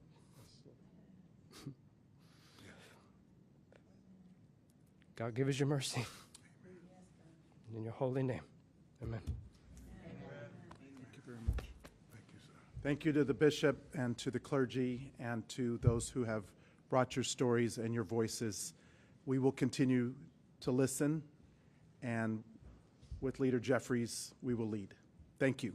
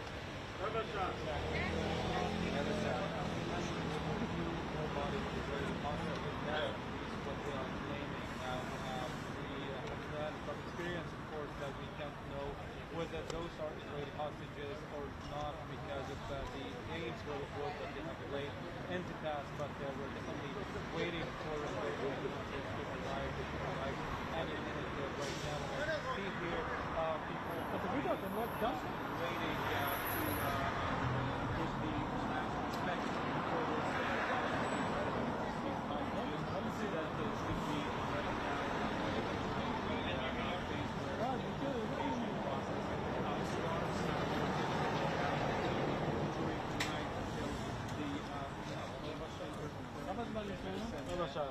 Does identify who those hostages are. I should say here that we did hear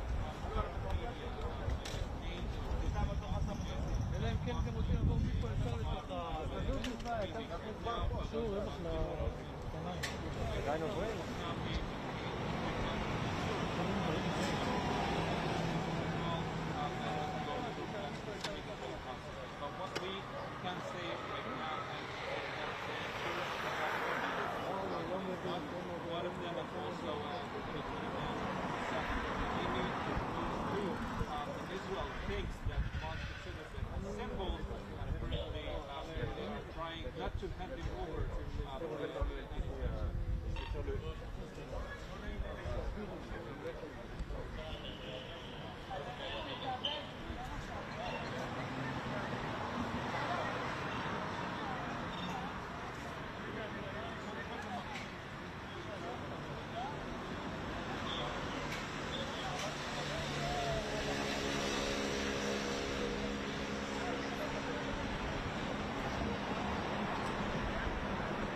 לא הביאו תגבור למצביעים.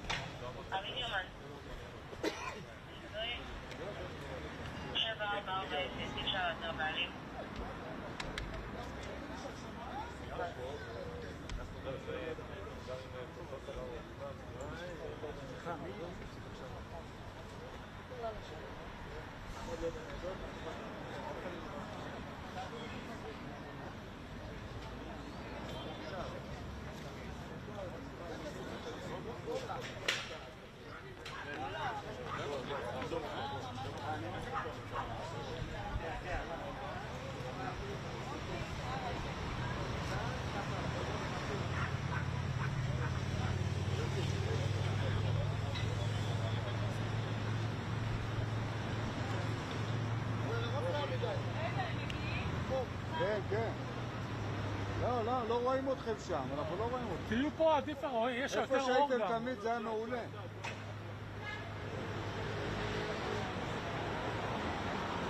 לא טוב איפה שאתם עומדים, אנחנו לא רואים אתכם, חבל. לא רואים אתכם, זה נורא חשוב. אם אתם מתקרבים, יש אור. הייתם מצוין תמיד, שמה. נראה לך היה אור. מי נתן את ההוראה?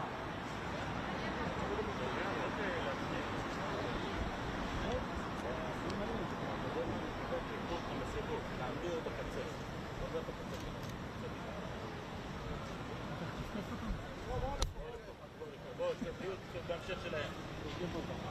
תערבבו. מעולה כאן. מצוין. יש רכבים שממשיכים קדימה, אני מציע לזוז מהכביש. ביניהם, כמה חייבים עליהם, תיזהרו. לא, השיחות שלנו האלה.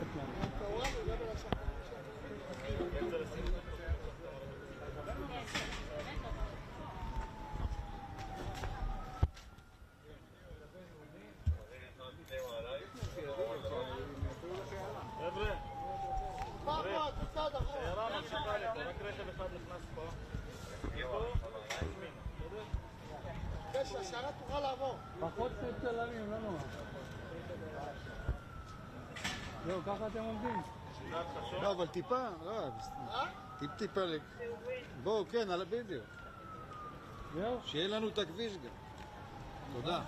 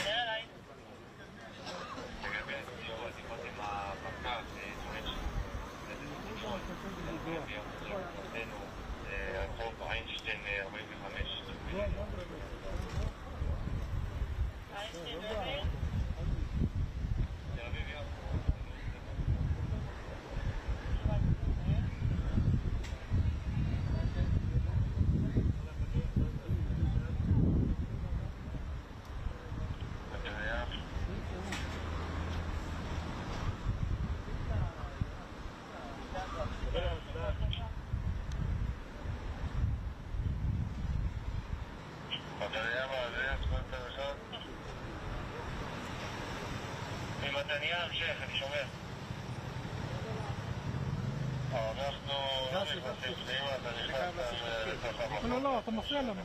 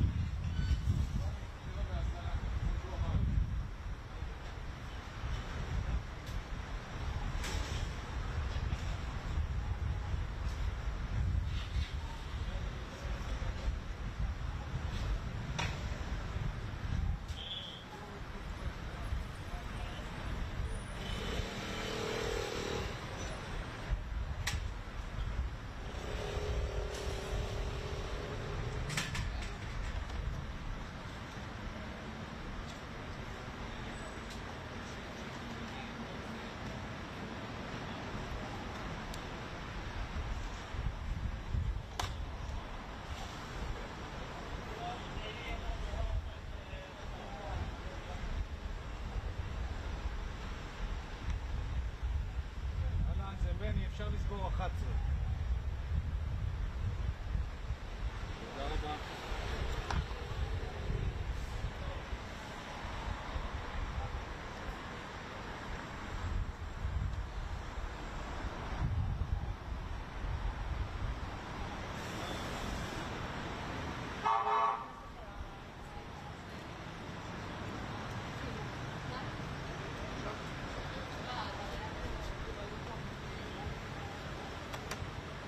לא מוקדים.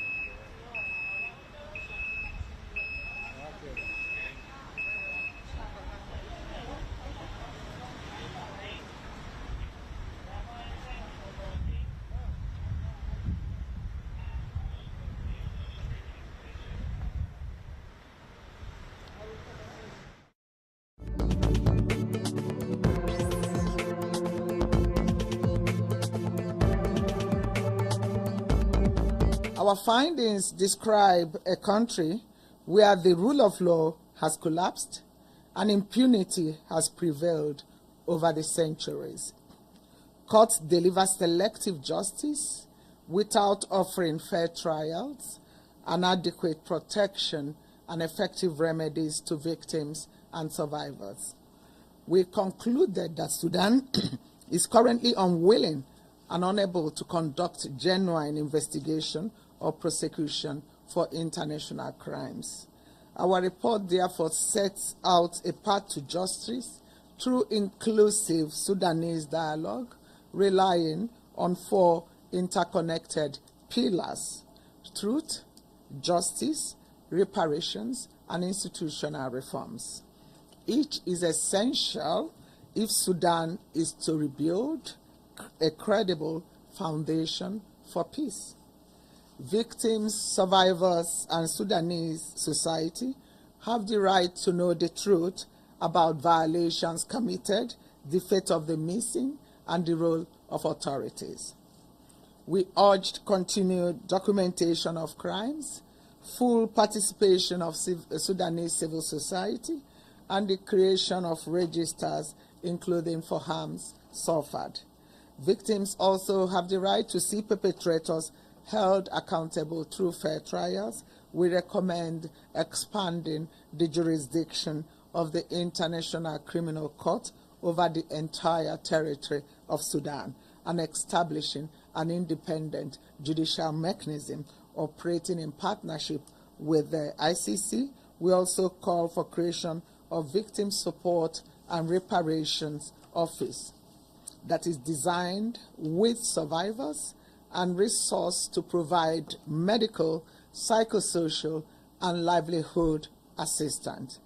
The conviction of Ali Ghashib by the ICC on 6th October is the first of its kind, and in relation to Darfur conflict, proves that justice for Sudanese victims is possible. But it cannot stop here. The same international resolve that delivered that judgment is now needed to address the current wave of atrocities. States should also apply universal jurisdiction to prosecute international crimes. We urge member states, regional organizations, and partners to act together to strengthen our mandate to ensure full cooperation with the International Criminal Court and to place victims at the center of all peace and accountability efforts. We further call on states to support targeted sanctions and arms embargo against those responsible. Above all, we call for protection for the civilians trapped in this conflict, for the survivors of violence, and for the humanitarian workers risking their lives to reach them.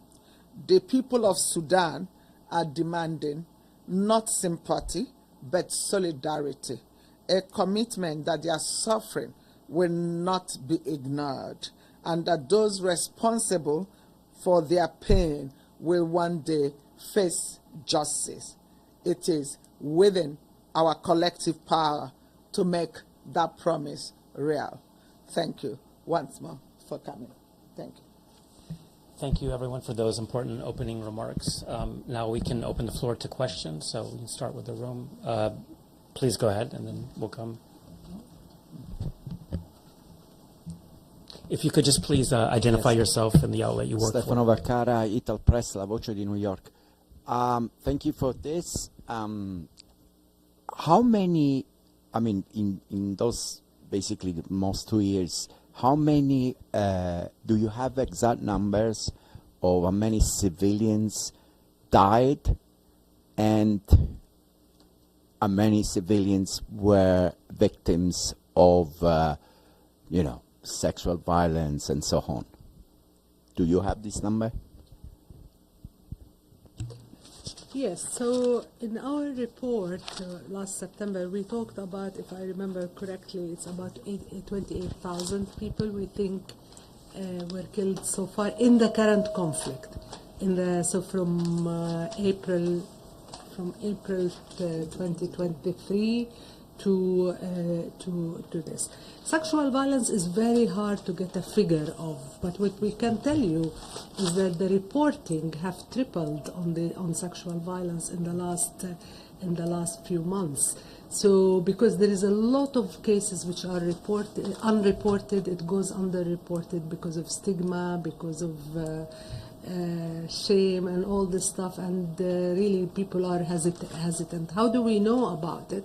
We know about it most of the time it's from the medical community, so from the victims and survivors themselves, but also from doctors and midwives and so on who help survive. So we know it's rampant because that's what we are told. We know that there is evidence.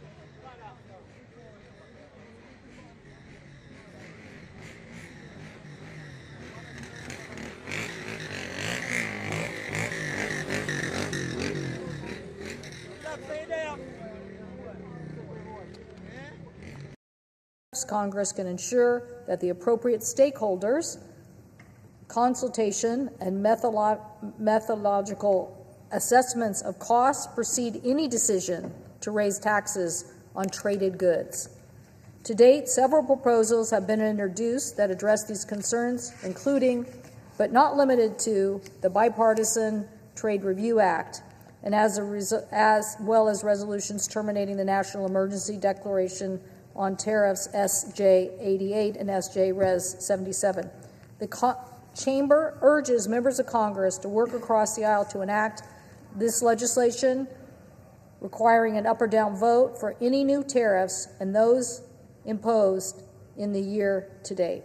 And this is signed by Neil Bradley, Executive Vice President, Chief of Policy, Head of Strategic Advocacy for the U.S. Chamber of Commerce. Mr. President, I would like to enter this into the record. Without objection.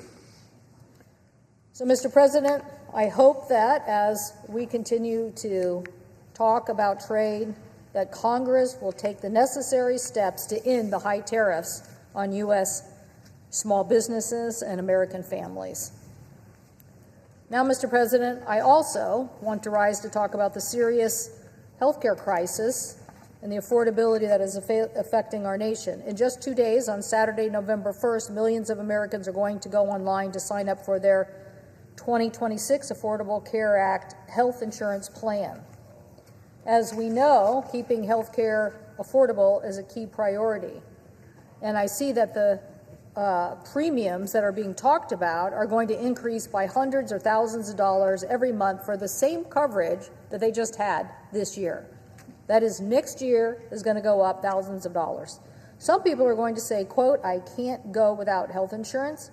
I have to find a way to cover this extra cost by cutting back in areas like food and prescription drugs or working longer shifts. But for about 5 million Americans, including 80,000 in my state, they will probably be forced to say, I just can't afford health insurance anymore. They're going to hope they don't get sick. They're going to hope that they don't have an emergency, but we know that that is uncontrollable. Last week, my office released a case study detailing what this decision would look like for a married couple in Washington state making $120,000 per year.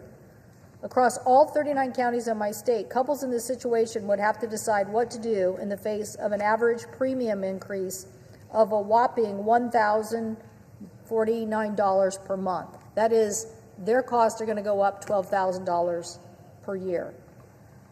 Here's just one example in King County, my state's largest county. This couple would go from paying $525 a month to nearly $1,386 a month. This problem isn't unique to Washington. There are other parts of the United States that are seeing the same thing. Hopefully all this data is being released to individuals, and hopefully our colleagues are paying attention to this because it is showing what premium increases look like. But a couple in the state of Alabama, a single woman in Alabama making $65,000 a year could see her premium increase 43% from the 2025 levels. It means she would pay an additional increase from going from $314 a month to $452 a month.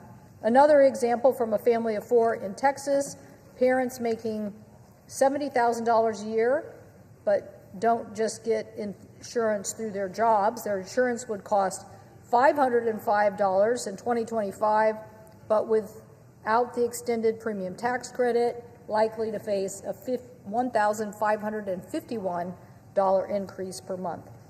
So these costs are adding up on American families. Together, these costs continue to hold individual households and their budgets in an undesirable position. We're already hearing stories about people being squeezed in medical procedures before the end of 2025.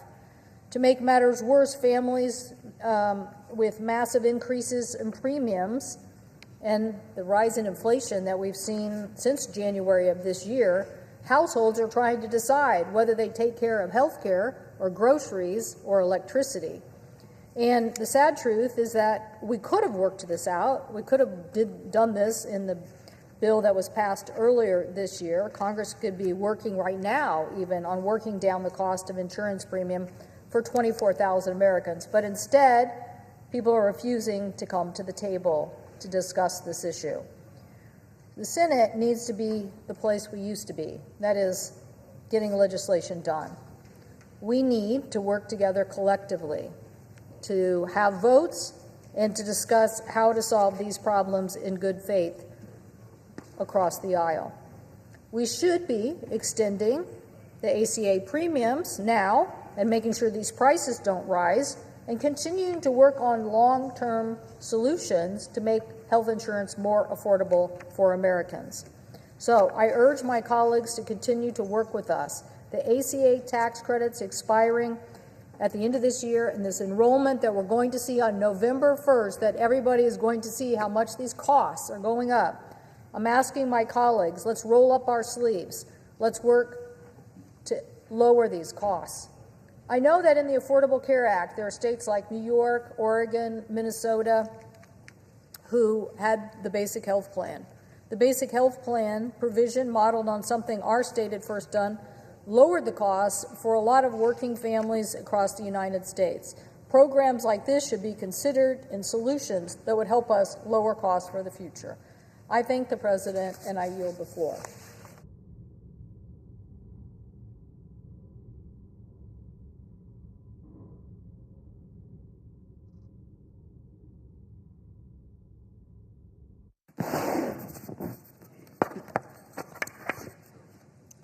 Mr. President.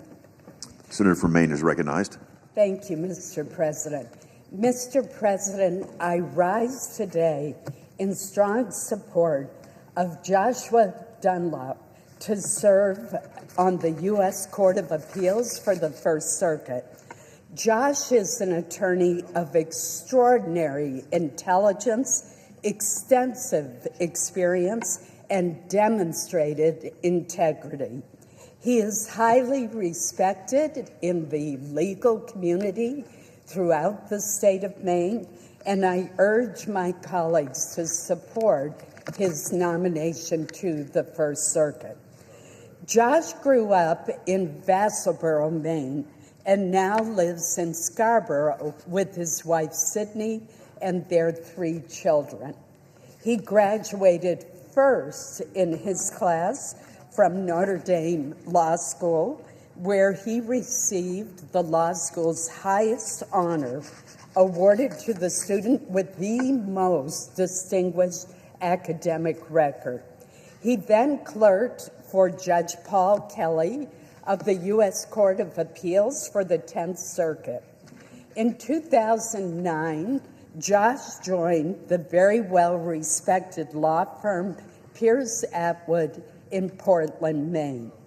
During his 16 years at the firm, he has specialized in complex civil litigation matters and currently serves as co-chair of the firm's appellate team. Josh is admitted to practice in multiple U.S. courts of appeal and the United States Supreme Court. He has also assisted special masters in 3 original jurisdiction proceedings before the Supreme Court. Finally, Josh also chairs the Maine Appellate Rules Committee, to which he was appointed by the Maine Supreme Judicial Court.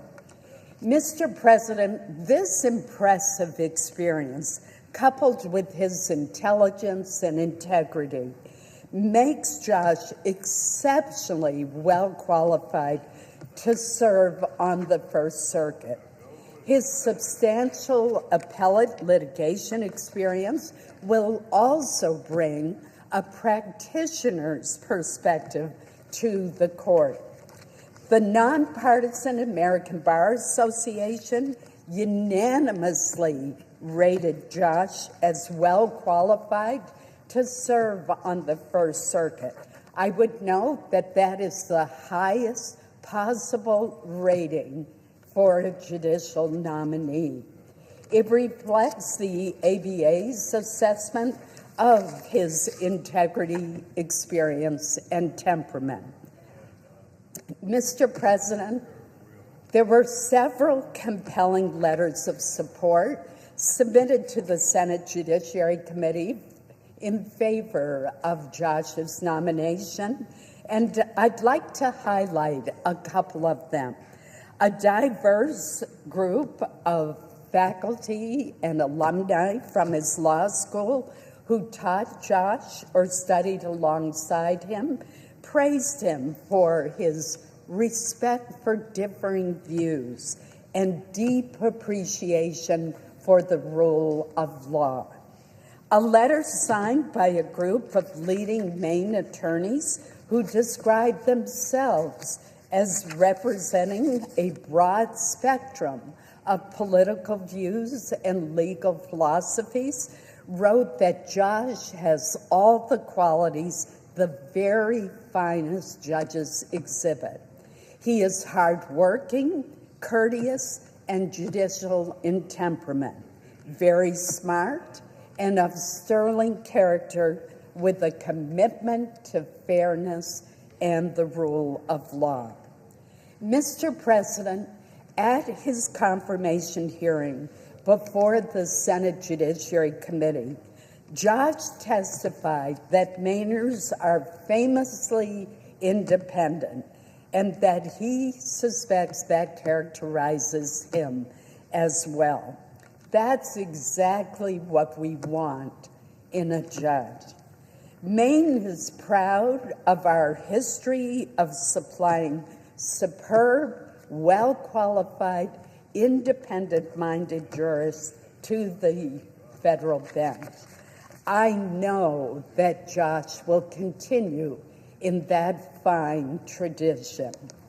I urge all of my colleagues to vote in favor of his nomination, for he truly deserves bipartisan support. Mr. President, seeing that there are no other speakers, I would ask unanimous consent that the already scheduled vote begin immediately. Without objection. The clerk will report the motion to invoke cloture. Cloture motion. We, the undersigned senators, in accordance with the provisions of Rule 22 of the Standing Rules of the Senate, do hereby move to bring to a close debate on the nomination of Joshua D. Dunlap of Maine to be United States Circuit Judge for the First Circuit, signed by 17 senators.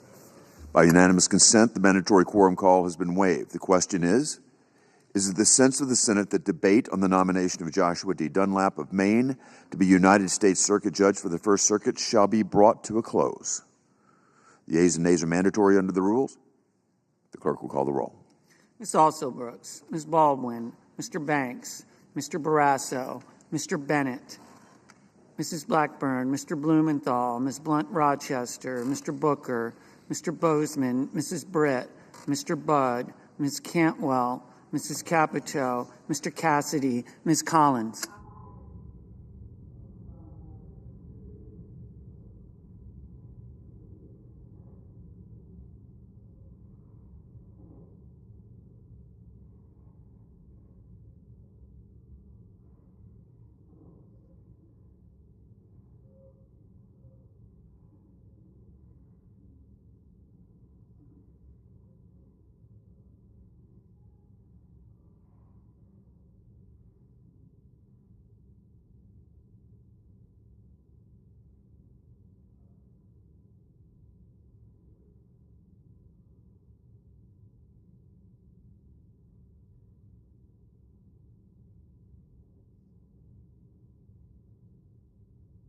Mr. Coons, Mr. Cornyn, Ms. Cortez Masto,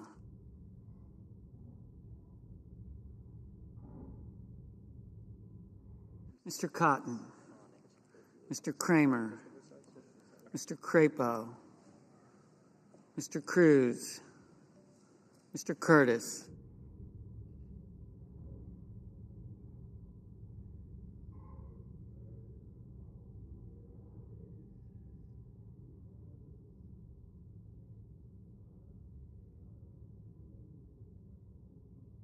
Mr. Daines,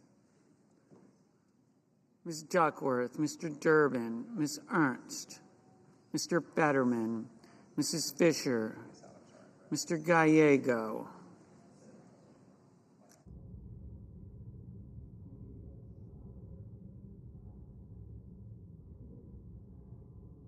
Mrs. Gillibrand, Mr. Graham, Mr. Grassley, Mr. Haggerty. Haggerty's aye.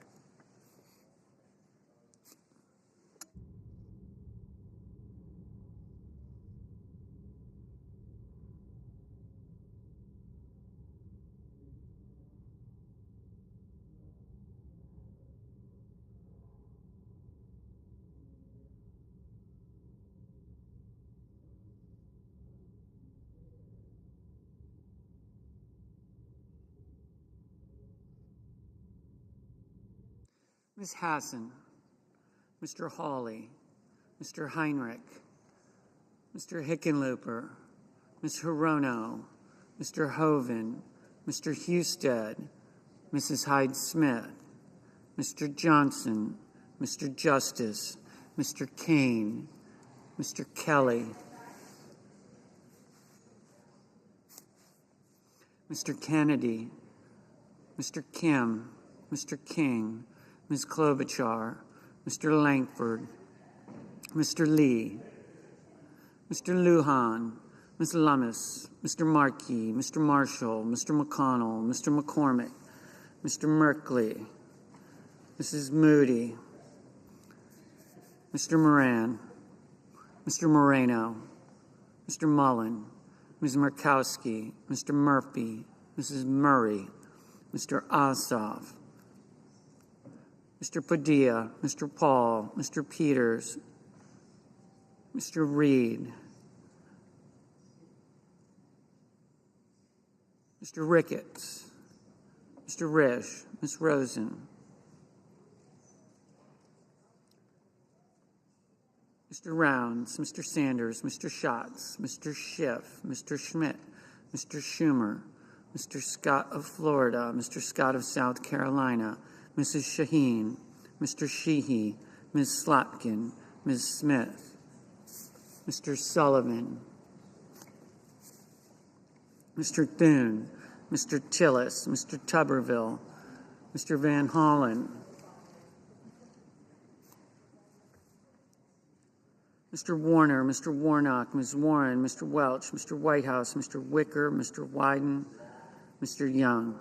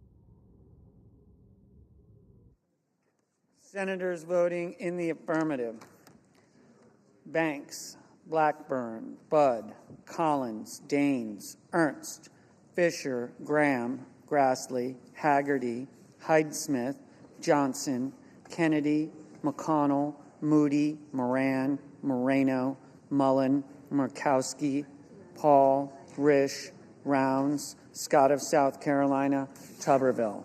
Mr. Cornyn, aye. Mr. Justice, aye. Mr. Hawley, aye. Senators voting in the negative: Bennett, Fetterman, Markey, Reed, Shaheen, Welch, Wyden. Mr. Sheehy, aye.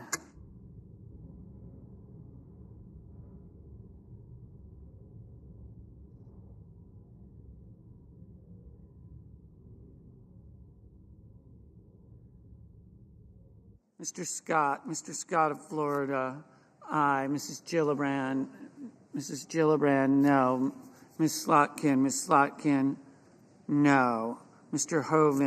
Hoven, aye. Mr. Schatz, no. Mr. Marshall, aye.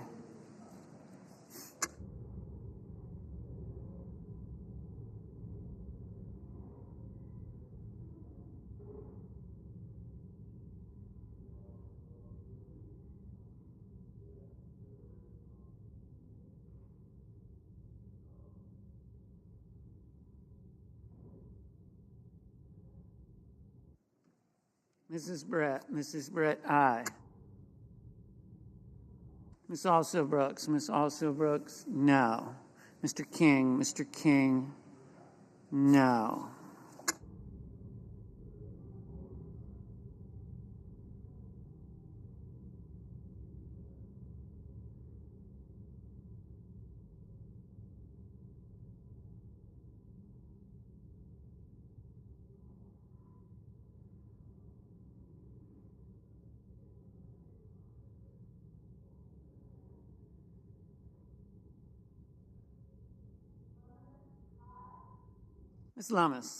Ms. Lummis, aye.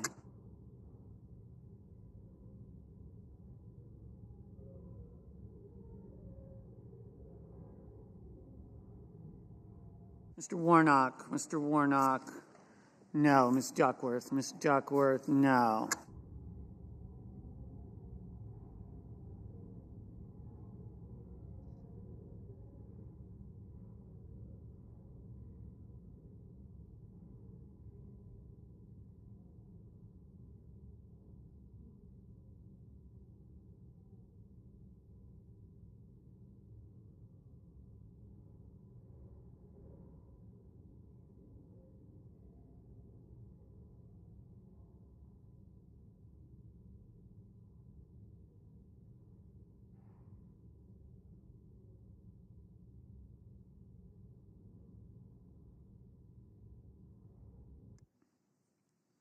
Mr. Husted, aye.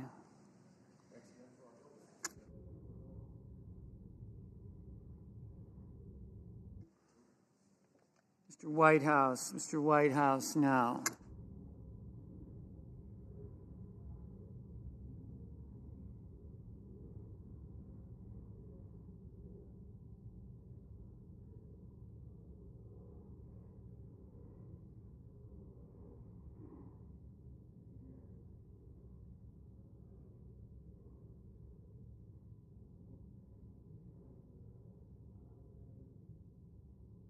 Ms. Hirono, no.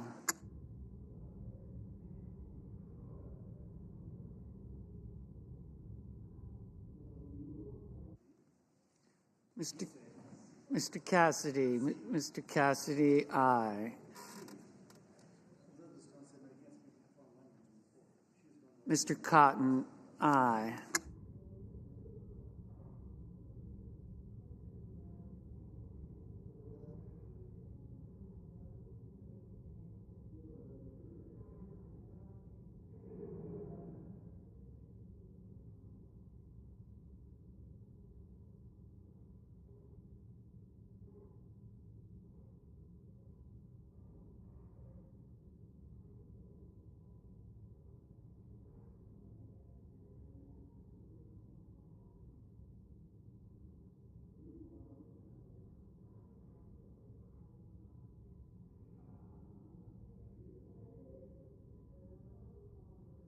Mr. Kane, no. Ms. Hassan, no.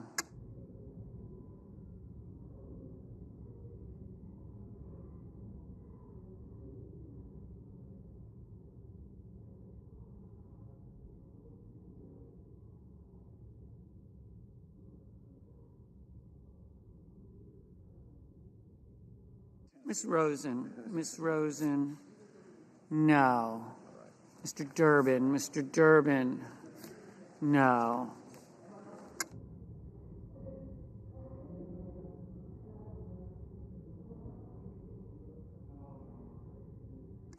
Mr. Barrasso, aye. Mr. Crapo, aye. Mr. Young, aye.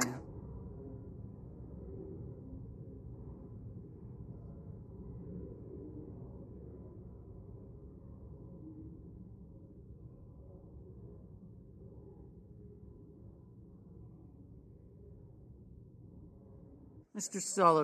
Sullivan, aye.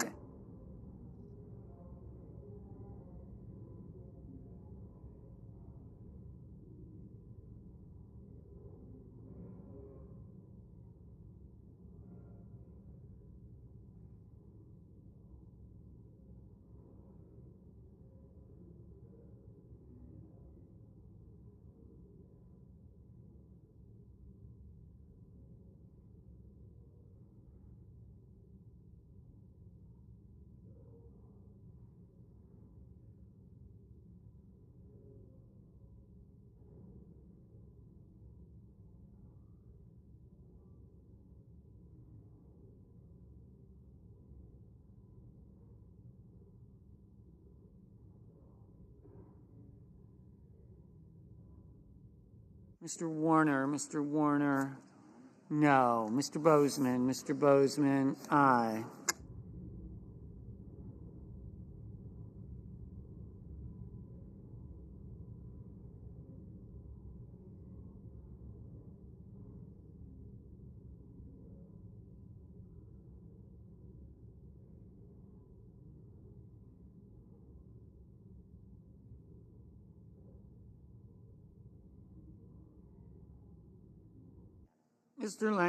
Mr. Langford, aye.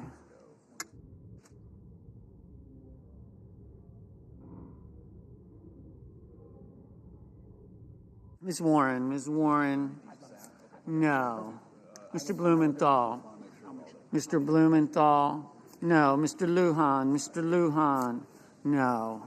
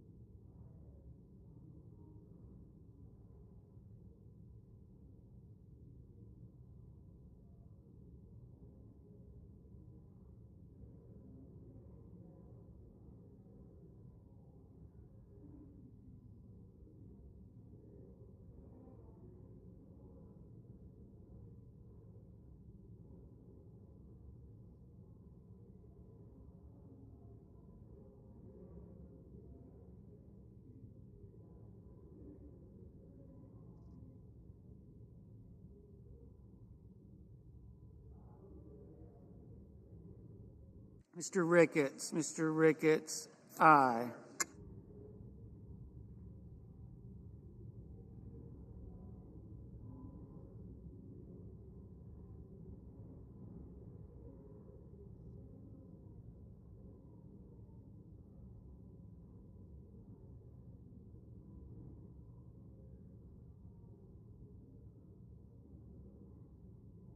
Mr. Tillis, aye.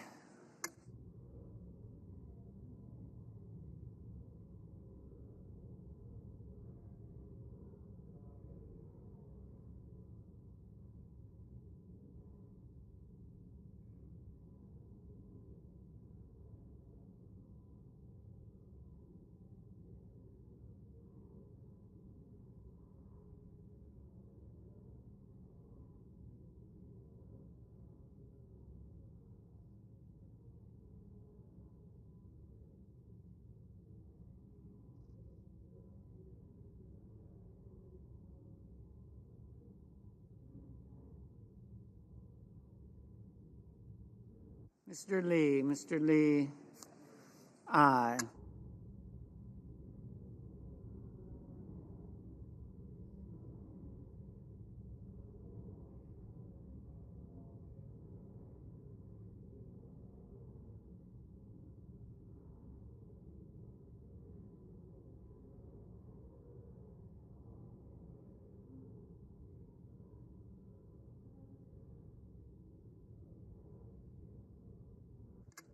Mr. Curtis, aye. Mr. Booker, no. Ms. Cortez Masto, no.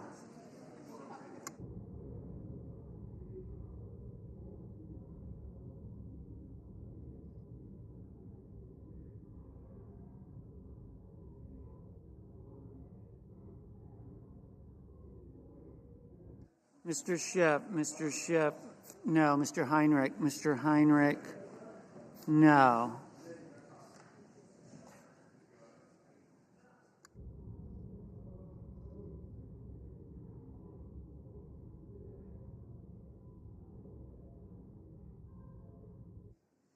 Mrs. Murray, no.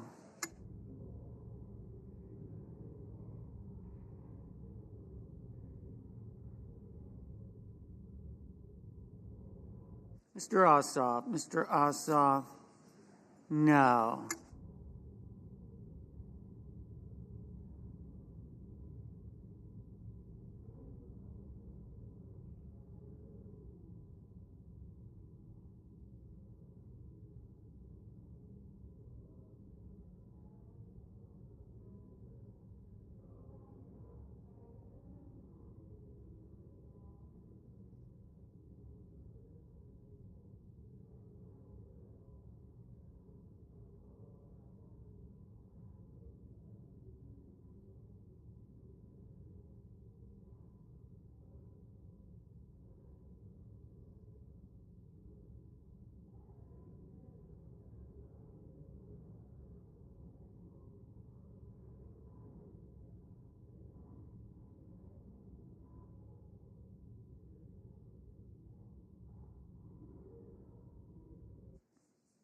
Ms.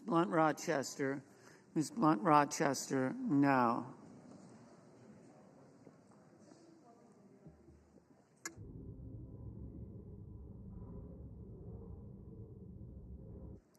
Mr. Van Hollen, no.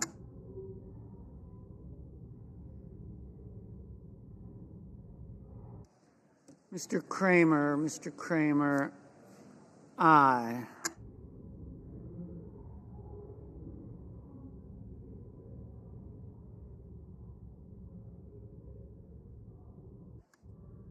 Mr. Hickenlooper, no. Ms. Baldwin, no.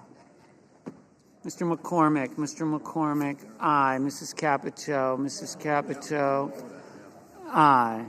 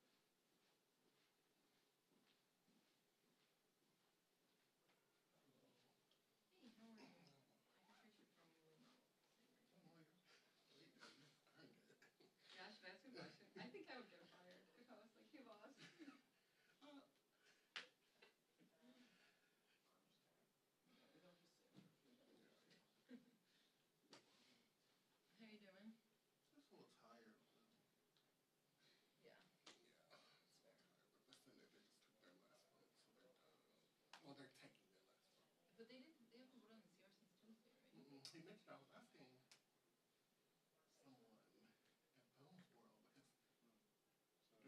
yesterday, because I'm spending a little bit more time over there since the house is out, just trying to suss out what's happening over there. And someone was asked, I think their world, because he's not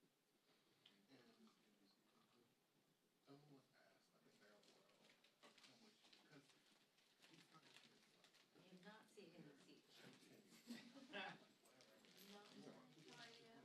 Sit right there. Really? 5 day weeks. You had no reason. I appreciate it. And so we were asking yesterday, from, you know, if everyone would keep the over the weekend, if you like, only reason I do that is, you know, if I sense that it'll make a difference, like it's not gonna make a difference, then it's like, you know, we'll give them, you know, tomorrow afternoon before we leave. This is yesterday, so maybe this afternoon. Yeah, but they're not. So they'll see them again. And, you know, if that vote doesn't, you know, change, then there's no point in keeping them here. So when they sent us in the schedule out last night, to see I wasn't on the schedule, this morning, after the gap was I pulled someone I had yesterday that I had to get back on my track and keep putting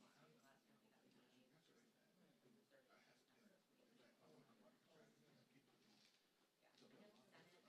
So it's clear that probably not going to happen. So I'm like, you know, it only goes until November 21st anyway. So like, Senator talked about it has to be. I mean, if they open that up, So I didn't get really a clear answer as to why. I hope they don't He wait didn't put it up today, but to give us our. it has happened something that happened this morning. It usually doesn't work that way. Yesterday when he told us that they were going to for a team time and then last night. So I don't know. What happened It's to like that. why, oh, Yeah, so. You've done it 30 times. So they voted on, voted 3 times to state on the candidates here liberation and tears. They all voted to repeal all those, you know, like Johnson and the that they can't forget. That's on my list. I haven't decided what I'm gonna do. But yeah, that's on my, that's it. And it's interesting to me because all 3 of them were bipartisan votes. So,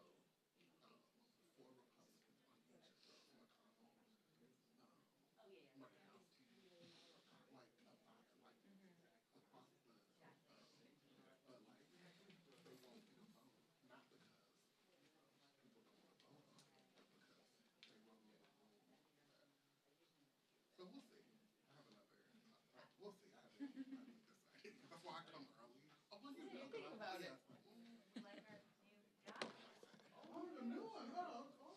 His name is RDB. Like, instead of RTV, like radio television, he's RD as in Mark. Isn't he cute? I know. Well, you guys, none of you ever carry just one. my camera. Right. He's a professional, you know? He's a professional. But at least two. Awesome.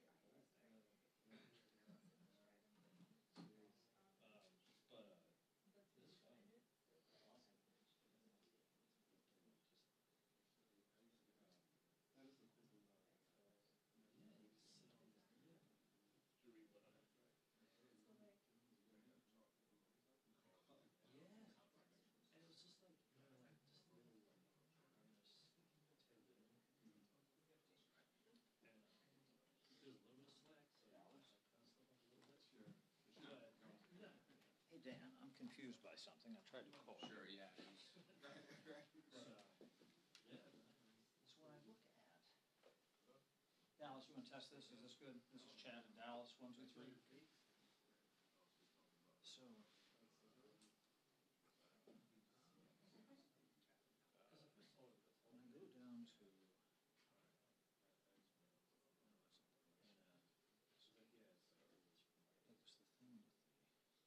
The woman. what was your, what time did you see that? I think around 1:40. It was, no, it was the part with the bishop. Oh, the bishop. Is that his first name, or is he a bishop and then he has a first name and then that's his last name? I think his name is Bishop Robert. But isn't he a religious figure? He is. So is he bishop? You see where I'm No, going? I see. We gotta identify, or is he reverend? He's Bishop. You know who I'm Reverend Bishop William Barber. Because I know people always call him Bishop Barber, but what is his first name? It's William. So it's Bishop William Barber. Yes. Okay, we need to make sure that we don't, I mean, we identify people who are religious figures. But his first name is, we need to clean that up. Thank you, thank you. Okay, so, what time did you send the whole email? What time did you send that? The one you said they were, what was it, violence or something? Yeah, that was at 1:13. So, but where's the highlight? So, but you said. Jeffries talked about it too as well. Okay, so put him in so Barbara said. Yes. And then Jeffries. Yes. That's what. Correct. Yes. Yeah, you got it. You specifically. Yeah. And Kelly sent out the whole. Right, can we clean up that first name? Sure. Please, put on that.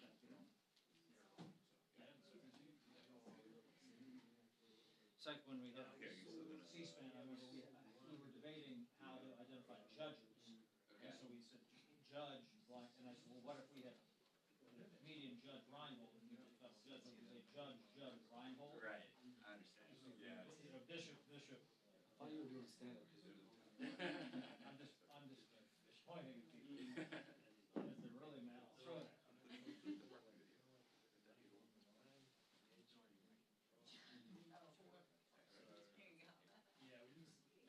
A friend of mine from high school, Kelly Curtis, married Curtis Philpott. So her name is Kelly Philpott. What is the other way around? It'd be Curtis. Kelly. It's cool though. At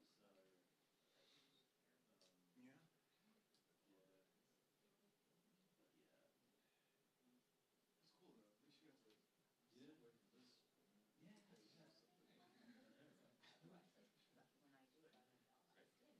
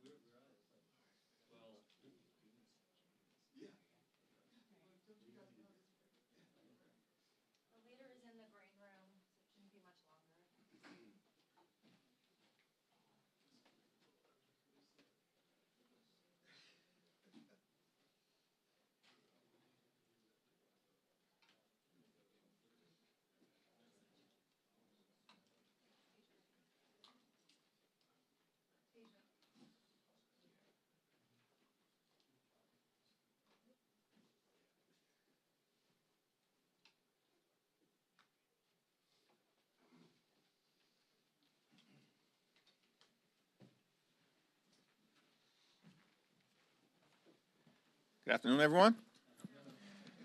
This is day 30 of the Trump Republican shutdown, and House Republicans remain on vacation. They've canceled votes for 5 consecutive weeks. House Republicans are missing in action. Yet, Speaker Mike Johnson is saying the quiet part out loud. It's extraordinary that earlier today, Mike Johnson admitted that Republicans are willing to starve hungry children in this country and take away SNAP benefits starting on November 1st so they can pressure Democrats into gutting the health care of the American people. That's what Mike Johnson admitted to just a little while ago. That's extraordinary. But it's what we know to be the case. For Republicans, from the very beginning of this presidency, cruelty has been the point. And what has been driving their policy agenda is to make life better for the wealthy, the well-off, and the well-connected. That's what the one big ugly bill was all about. Largest cut to Medicaid in American history, ripping food away from the mouths of children, seniors, veterans, and families, and all of this was done to provide massive tax breaks to their billionaire donors. And now as we approach November 1st, just 2 days from now, the beginning of open enrollment, tens of millions of Americans, including many in the state of Louisiana, are about to experience dramatically increased premiums, co-pays, and deductibles that will bankrupt them because of Republican refusal to extend the Affordable Care Act tax credits. Democrats will continue to stand up for everyday Americans, for working class Americans, and for middle class Americans, for the poor, the sick, and the afflicted, for the least, the lost, and the left behind throughout this country. We're in this fight until we win this fight because we know we're on the right side of this fight for the American people, to protect their health care and to stop these cruel Republicans from ripping SNAP benefits away from the American people. Questions? Mr. Leader, good afternoon. Thank you. Republicans seem convinced the Democrats are on the verge of caving. We're not going to turn around Wednesday or Thursday morning next week and there's going to be a big turnaround. Republicans have been delusional from the very beginning of this government shutdown situation that they visited on the American people. Beginning in early September, Democrats have made clear, we will sit down with Republicans to find a bipartisan path forward to pass a spending agreement that makes life better for the American people.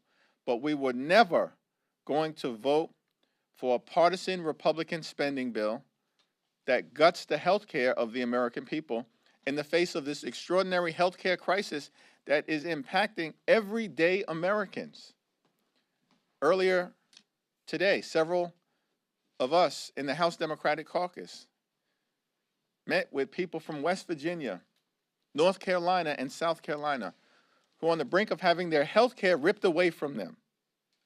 These are hardworking people, hardworking taxpayers, many from rural America and parts of the South, who are here on Capitol Hill. Republicans refused to meet with them, but we sat and spent hours with them earlier today, hearing their stories, and they were encouraging us to stay in this fight on their behalf, to cancel the cuts, to lower the costs, and to save health care. Nothing's going to change. You're not going to back down. Our position is the same position that we've had in September, the position that we've held throughout the 30-day Trump Republican shutdown in October, and it's going to be the same position that we have in November.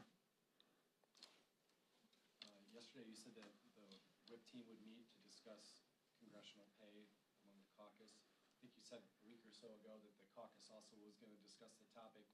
Where have you guys come down on this? I think tomorrow is the day that the checks go out, right? Checks go out checks would ordinarily go out for members of Congress on November 1st.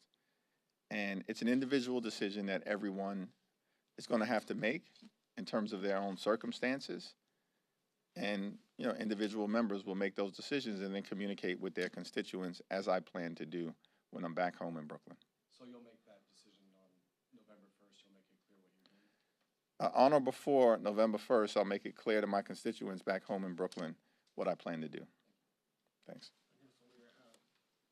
So the Trump administration, they announced some deliverables from his meeting with President Xi, including, you know, a resumption of large purchases of USC soybeans from China, crackdown on fentanyl shipments from China. The Trump administration said that they would reduce some tariffs in exchange. You've been critical of the president being in Asia during the final days of the month leading up to the SNAP cliff and the ACA open enrollment. Have you had a chance to look at the agreement, and do you think that the deliverables that the Trump administration said that they were able to get from China justify or was worth the president being out of the country in these final days of, you know, SNAP benefits about to expire, the ACA open enrollment starting without a resolution? How are you squaring those deliverables, that agreement, with the fact that the president was gone for these critical days? It appears to most reasonable observers that Donald Trump was punked on the world stage by the Chinese Communist Party. The notion that Donald Trump has created all of this trouble for the American people, which he has. The Trump tariffs are raising costs on everyday Americans by thousands of dollars per year.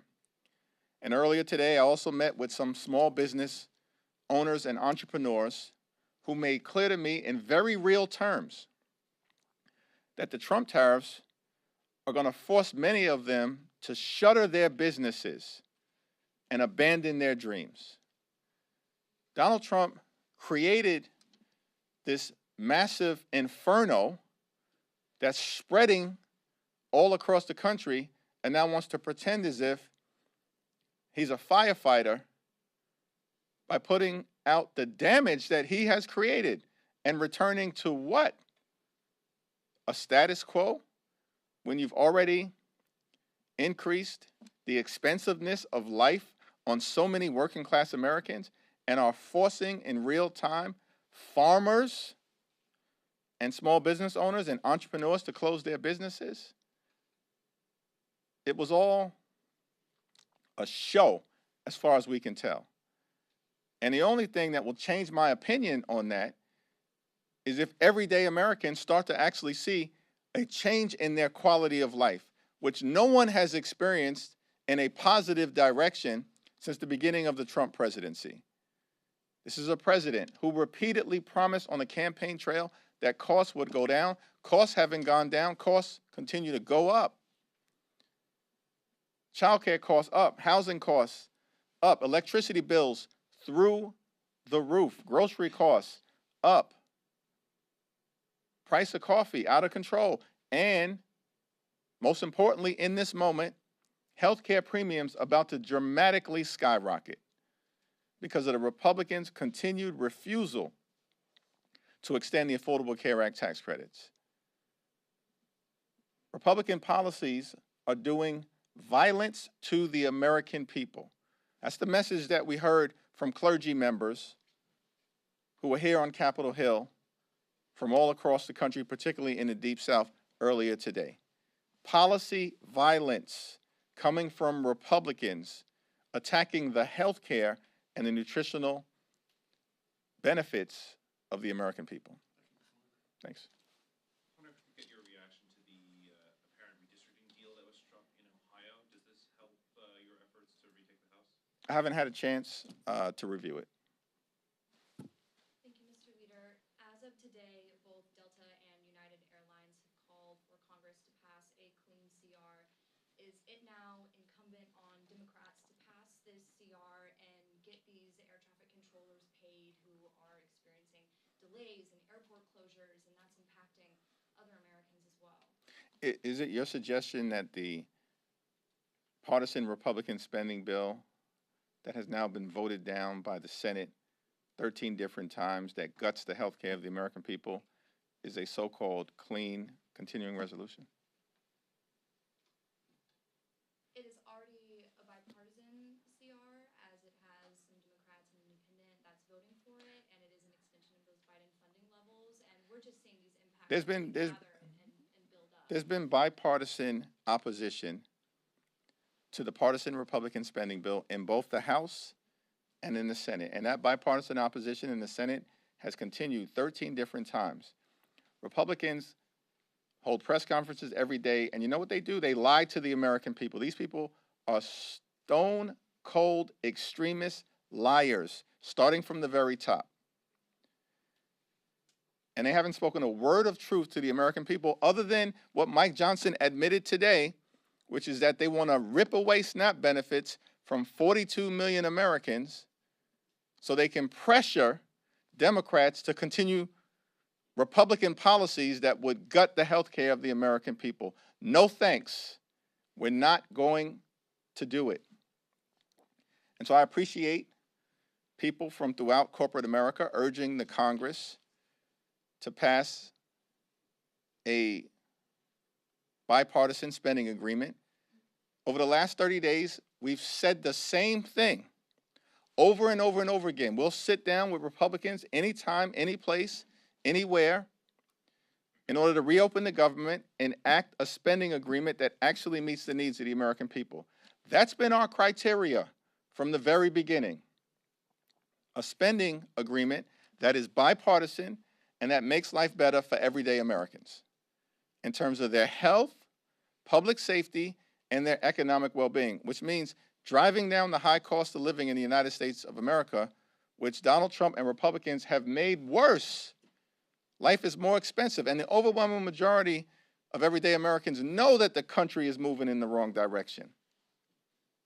That's also why we're going to see the American people reject extremist Republicans and their policies on Election Day next Tuesday. I'm sorry. First row, yeah. I'll get to you next. Thank you, Mr. Leader. First, have you seen any data on how the suspension of food assistance programs may affect different parts of the country? And if so, is that at all affecting your decision, your political calculus here? There is no political calculus for us. We are fighting this battle not for partisan reasons, but because we're trying to lift up the quality of life of the American people. And the American people understand that there's a Republican health care crisis. The American people understand that Republicans have ripped away Medicaid from 14 million people. The American people understand that Republicans enacted the largest cut to nutritional assistance in American history when they cut $186 billion from their one big ugly bill. And now Republicans have the nerve to admit before the American people that ripping away SNAP benefits from 16 million children in this country and more than 1 million veterans is a pressure tactic designed to get the Congress to continue to gut the health care of the American people. It's very interesting to me that amongst the top 5 states that will suffer from the Republican decision not to spend the emergency funds that Congress already allocated, because the Trump administration has the money to ensure that not a single person in America goes hungry. Congress already allocated that money. They're making an affirmative decision to rip SNAP benefits away from the American people as a pressure tactic. That's what Mike Johnson said earlier today, and we reject that. And Republicans are hurting their own people. Louisiana is a top 5 state that will be hurt as it relates to causing people throughout this country to go hungry. Your former colleague in the New York State Senate, I believe, Claudia Tenney, said earlier today that the strategy that you and Senate Minority Leader Chuck Schumer are implementing is part of an old Albany playbook or a corrupt Albany playbook. Do you just have any reaction to the claims of that strategy? Over the last 6 to 8 weeks, the Democratic position has been the same. Cancel the cuts, lower the cost, save health care. Drive down the high cost of living, fix our broken health care system, and clean up corruption. And Republicans They trot out a new conspiracy theorist each and every day. And now they've dusted one off from the state of New York. We haven't heard from her literally in years. And I mean, it's all falling on deaf ears because while they change their message every week, the only thing consistent is that they lie. As Democrats, we remain consistent in our policy position. Let's reopen the government. Let's enact a bipartisan spending agreement. Let's lower the high cost of living. Let's address decisively the healthcare crisis that Republicans are malignantly visiting on the American people. Leader Thune yesterday indicated there's been an uptick in bipartisan rank-and-file negotiations for ending the shutdown. Are you getting briefed or read in on those talks? What are you hearing from your colleagues? It's not clear to me that John Thune is being accurate when he reports that there's an uptick in bipartisan communication. What communications is he talking about? I think there's informal conversation taking place among some senators on the Republican side who apparently recognize the need to address the affordable health care crisis that Republicans have created in the same way that Marjorie Taylor Greene has been very clear on the House side that there is a health care crisis, that we need to address the affordability issue, that we should extend the Affordable Care Act tax credits, and that we actually need some leadership coming from Republicans in the House who've been missing in action and on vacation for 5 consecutive weeks. They're going to get paid. Some of them have been camping and then publicly bragging about it. Others apparently have been in Russia. And yet, hardworking federal employees are being asked to work without pay or being furloughed and don't know how they're going to put food on the table. And the best we can get from John Thune is that he believes there's been an uptick in conversations. These people have been missing in action over the last 30 days. It's so irresponsible that Republicans continue to insist that Democrats participate in their toxic effort to gut the health care of the American people. We're not going to do it. Thank you, Mr. Leader. President Trump posted on True Social late last night that he wants to resume nuclear testing and is reportedly told the Pentagon to immediately resume U.S. nuclear weapons testing. I was wondering if I can get your reaction to that and what that means for some of our adversaries like Russia and China. Yeah, it appears that the resumption of nuclear testing would be a massive breach of international treaties that have been in place for decades. And it's just another example of Donald Trump and Republican policies going too far, being divorced from reality, and that Donald Trump and Republicans are not focused on the main thing that the American people want us in the Congress to address, which is why, as Democrats, we're going to continue to relentlessly focus on driving down the high cost of living in this country and fixing the healthcare system that Republicans have broken. Yesterday and today, Senate Democrats, particularly Senator Warner, have been upset about the GOP only Senate briefing about the strikes in the Caribbean. You, as a member of the Gang of Eight, have you had any briefing or had any talks with Intel officials about it?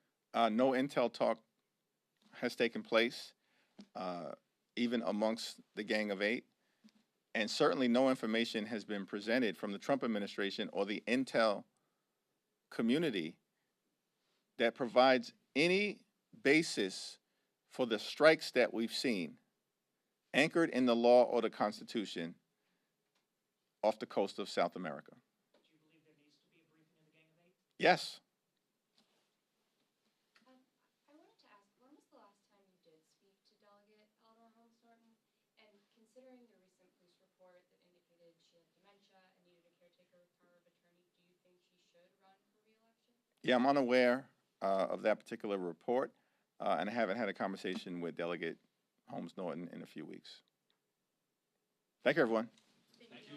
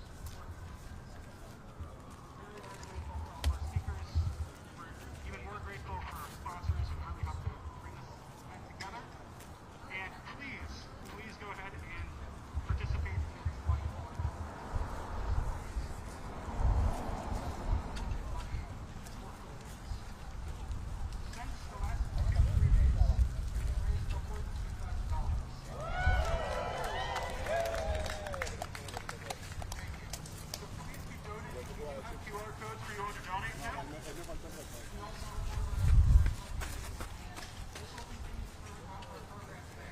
So, even when the congressmen are speaking?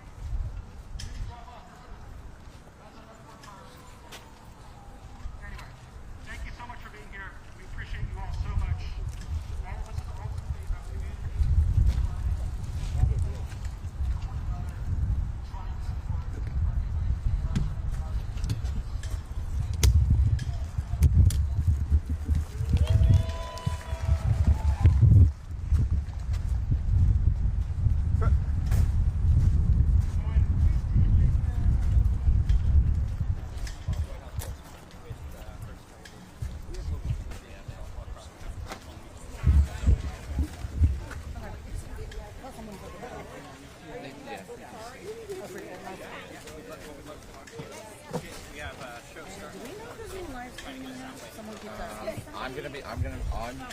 I will be live streaming it through Instagram. That's once we actually start the program. Yes. Sean or Sean. Whenever I'm these guys out there. You're in the chat, I assume. You want to drop the link? Yeah. Actually, someone else, I'm going to have one of my other colleagues work because if I start, I will not hear you. I have a feeling that I feel like I do. I'm sorry. Pardon me. I know, I'm just moving right. But yeah, I've missed my sauce. So these are all things that we need for the food drive. Oatmeal, seasonings. A lot of people forget about seasonings. Peanut butter, good old lentils. How's it turn out today? I mean, I see you guys have a lot, but are you expecting a lot more? Yes, and if you heard, we already raised about $10,000.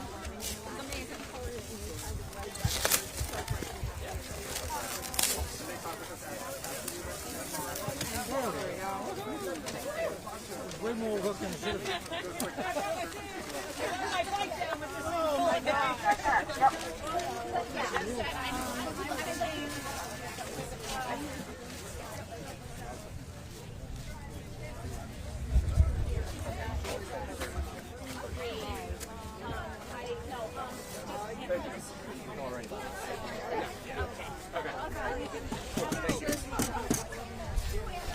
Thank you.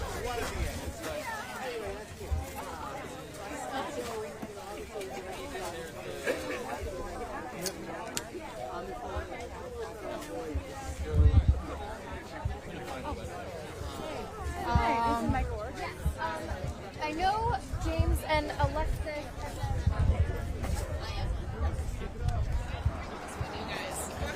Who's our other media liaison? For Alex. Is it Alex? Oh no, media. Oh, media. It was Anna and it's Anna. Yeah, Alex is talking to someone right now. Really short. Right there. Okay. So with driving, I was going to drive, but I haven't been assigned. Oh, amazing. Oh, cool. So I'm, Where I are have you a van based? in Northwest DC. Yeah,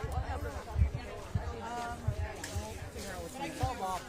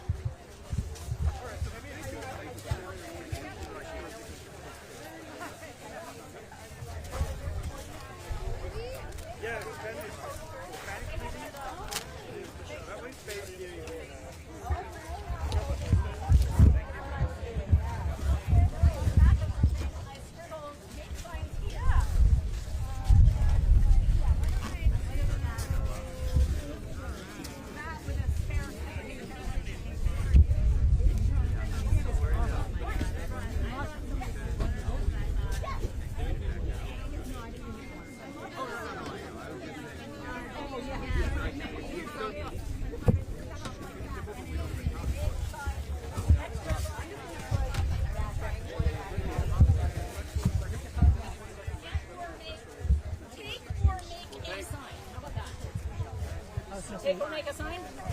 Make a sign, take a sign. If you think you can fit that on there and have it legible, go for it.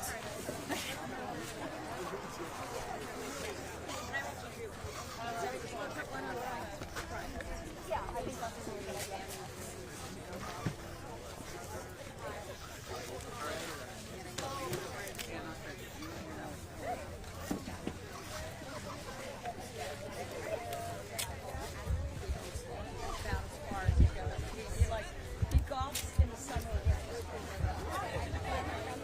Today is Fox.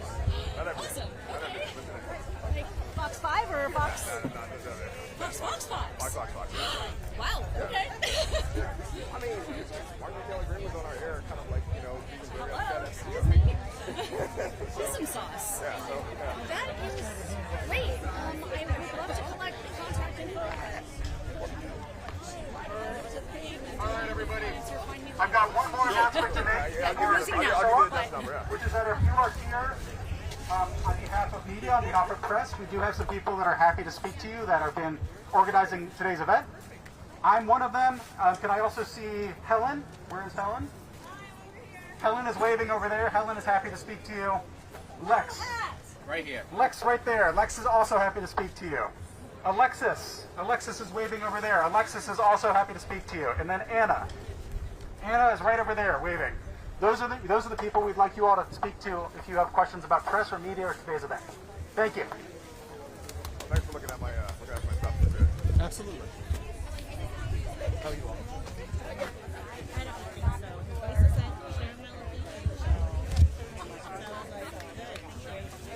Yeah, I suggested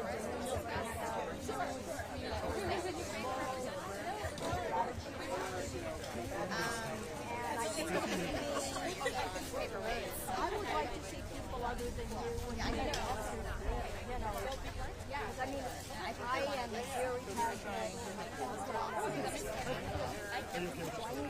passionate. You are very eloquent. No, I mean, I'm passionate, but eloquence is not my style. I'm this close to I'm so close. I'm like right there. It's close. And then I'm like, TikTok is gone for me. Well, it's just Instagram. That's the only thing I have. But yeah, I was thinking groups of 10 sort of thing. You've done focus groups before, right? not really, but I've been waiting to see what's going on. I ran a survey. I ran a small community survey years ago. And we did focus groups. I'm not a focus group. See, we're going to process it right here. We're going to process Caroline's stuff.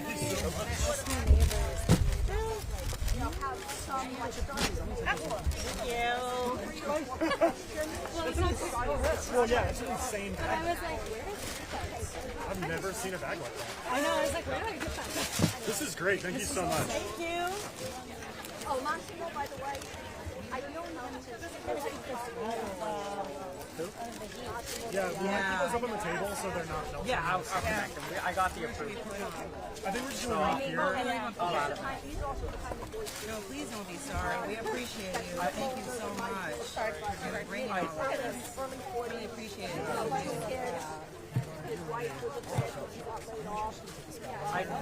I was with you the whole time. I just didn't want to do an Everett and jump the gun without consulting people. No worries. The other thing, I mean, we don't want to just, we want to be careful, but I don't think we want to be exclusive. Yeah. Sorry. No, I'll add them. I'll add them after this. Very good. I'm on the metric. So yeah. Hi. Hello. I'll get out of your way. Yep.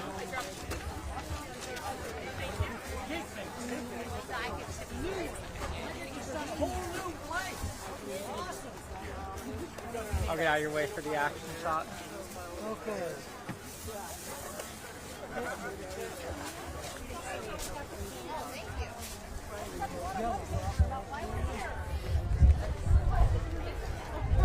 Graduated from high school.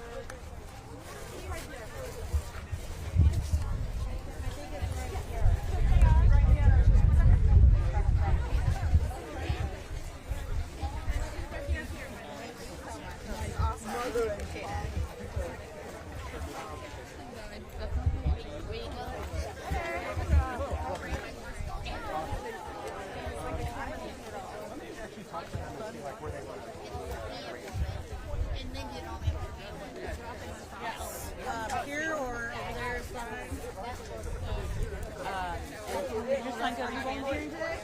Yeah. Okay, I'll let you I'll save you a vest. Oh, you got to say two? Yeah.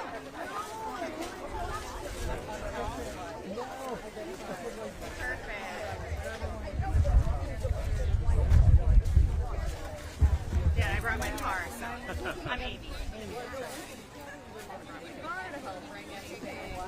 Yeah. Oh, it looks so pretty. I know, doesn't it? I can find way more organized than mine. Yeah, it's great. On food and healthcare. I love it. Yeah. I don't know who they are. I don't want to get it. You weren't just putting this one. Oh, sorry, I didn't hear that. I brought them from my.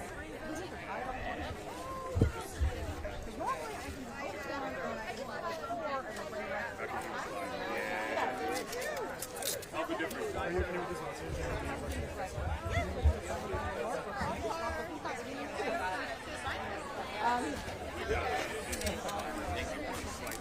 You got the first payment, and I was like,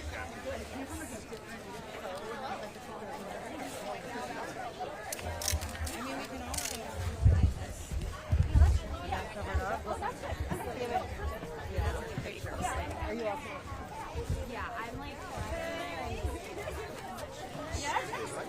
Right where you are.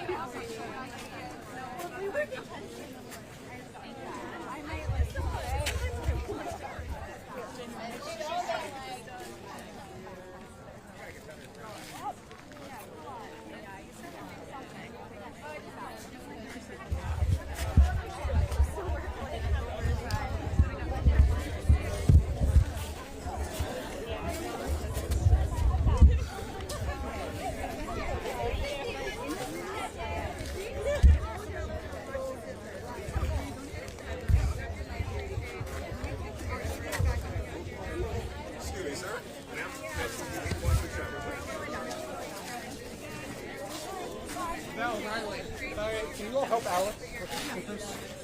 Alex in the... Evan, can you help Riley and Alex with the speakers? Thank you. See the red sweater to that blue card? Thank you.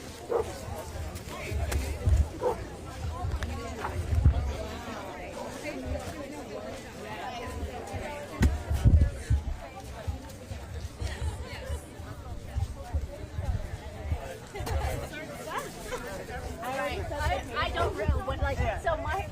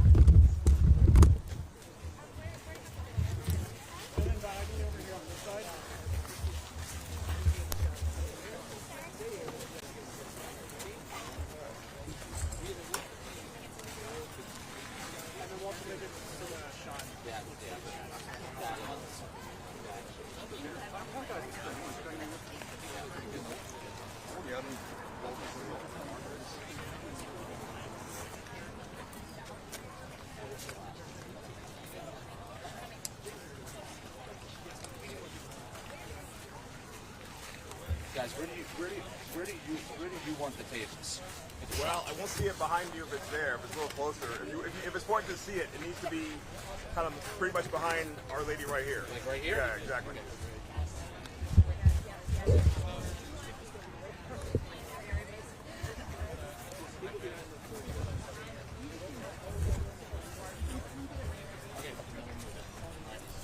I mean, if you do that, we won't see it. If it's important, just so she doesn't bump into it while she's working on it.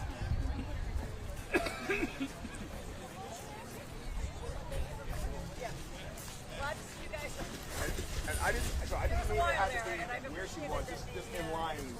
So, I mean, in other words, if it were behind, if she's working there, if it's where the sidewalk meets the gravel, then you'll see, basically, as long as you can see it visually behind her, is what I'm saying.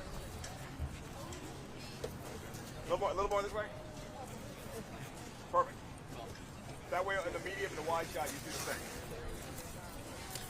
TV folks, would you like to plug into a press box? Would that be better audio-wise? I mean, I'm already set up with my microphone. It doesn't. What that would be better if you'd rather not have that up there. It's fine. It's one thing. But did you bring your own? That's my stand. Did you bring a stand or no? We did not. Okay.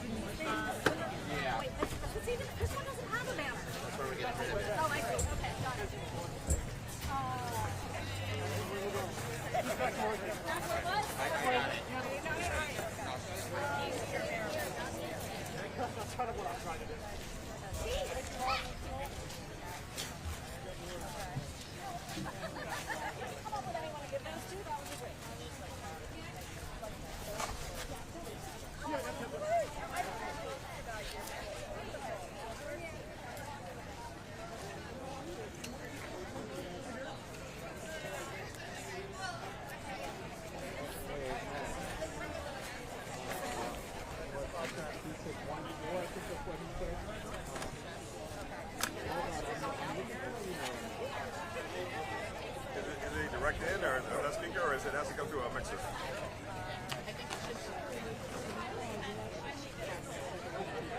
Item 213.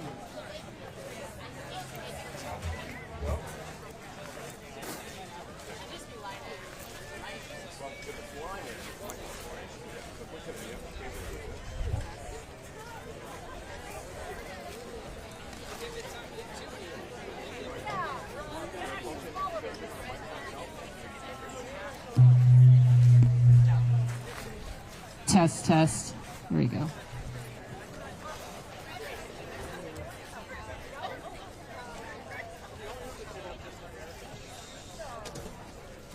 guessing you don't have a clamp either. The one I'm using for that,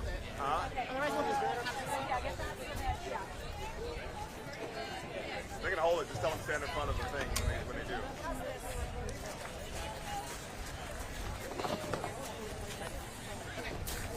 Who does this belong to? I am not going to connect to this. It's just too complicated. What are we doing? Yeah, sorry about that.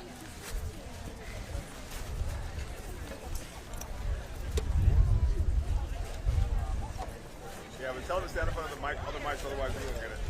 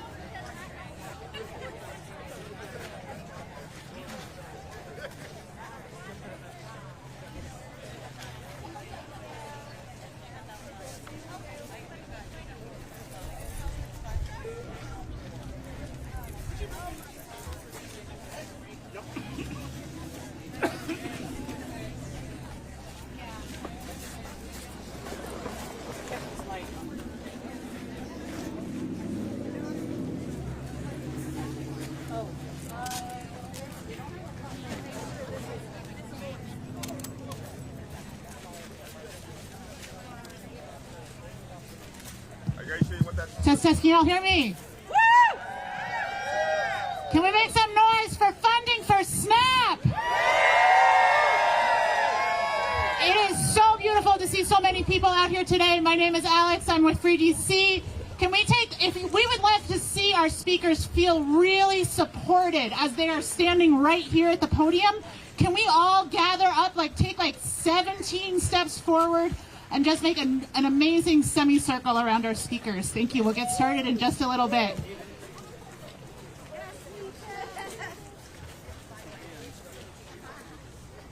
And folks in media, your mics levels sound okay for folks who need it, for folks who are standing. As long as they stand there, they're good. If they Standing walk here around, sounds then good. that's okay. Perfect. Thank you. Yeah, man. Actually, you know what?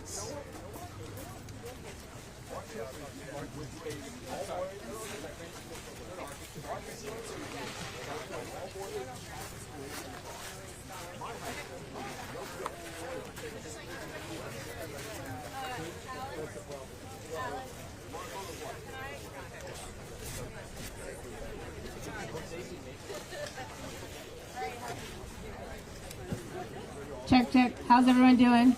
Hey, we're here to fund SNAP. Thank you all for being here today. My name is Alexis Goldstein. I'm a rank and file member of the National Treasury Employees Union 335. I work at the Consumer Financial Protection Bureau. This administration has been trying to shut us down since February, and we are still here. Thank you all for joining us today. We are a broad coalition of folks. We are federal workers, part of the Federal Unionist Network. Indivisible is a co-sponsor, 5051, the Sunrise Movement, the Moonlight Movement, Fair Share America, and IFPTE, among many, many others. So we are here today because while Trump builds a ballroom in the demolition of the East Wing of the White House, federal workers, including furloughed federal workers, are fighting to feed the people. So to make the stakes clear, we have been fundraising for the DC Capital Area Food Bank. We have raised $10,000 so far for that food bank. We are collecting food and we'll be distributing it to Virginia and Maryland. $10,000 sounds like a lot. We should be proud of ourselves. That's 3 seconds of SNAP. SNAP feeds 41 million people a month. $10,000 feeds 53 people. We really need this administration to release the $6 billion in reserve and make sure that food stamps, that SNAP continues past November 1st. And that's why we're here today behind the U.S. Department of Agriculture. So it is my pleasure to introduce Congressman Beyer. Representative Beyer has served his community since well before he was a congressman. He chaired the Alexandria Community Trust, Alexandria's Community Foundation. He was on the Board of Jobs for Virginia graduates, the state's largest high school dropout prevention program, and was also the president of the Board of Youth for Tomorrow. Thank you so much for your service, sir. I'm honored to have you speak. Everybody help me welcome Congressman Don Beyer. Thank you very, very much. But first of all, thank all of you for showing up. I really, really appreciate it.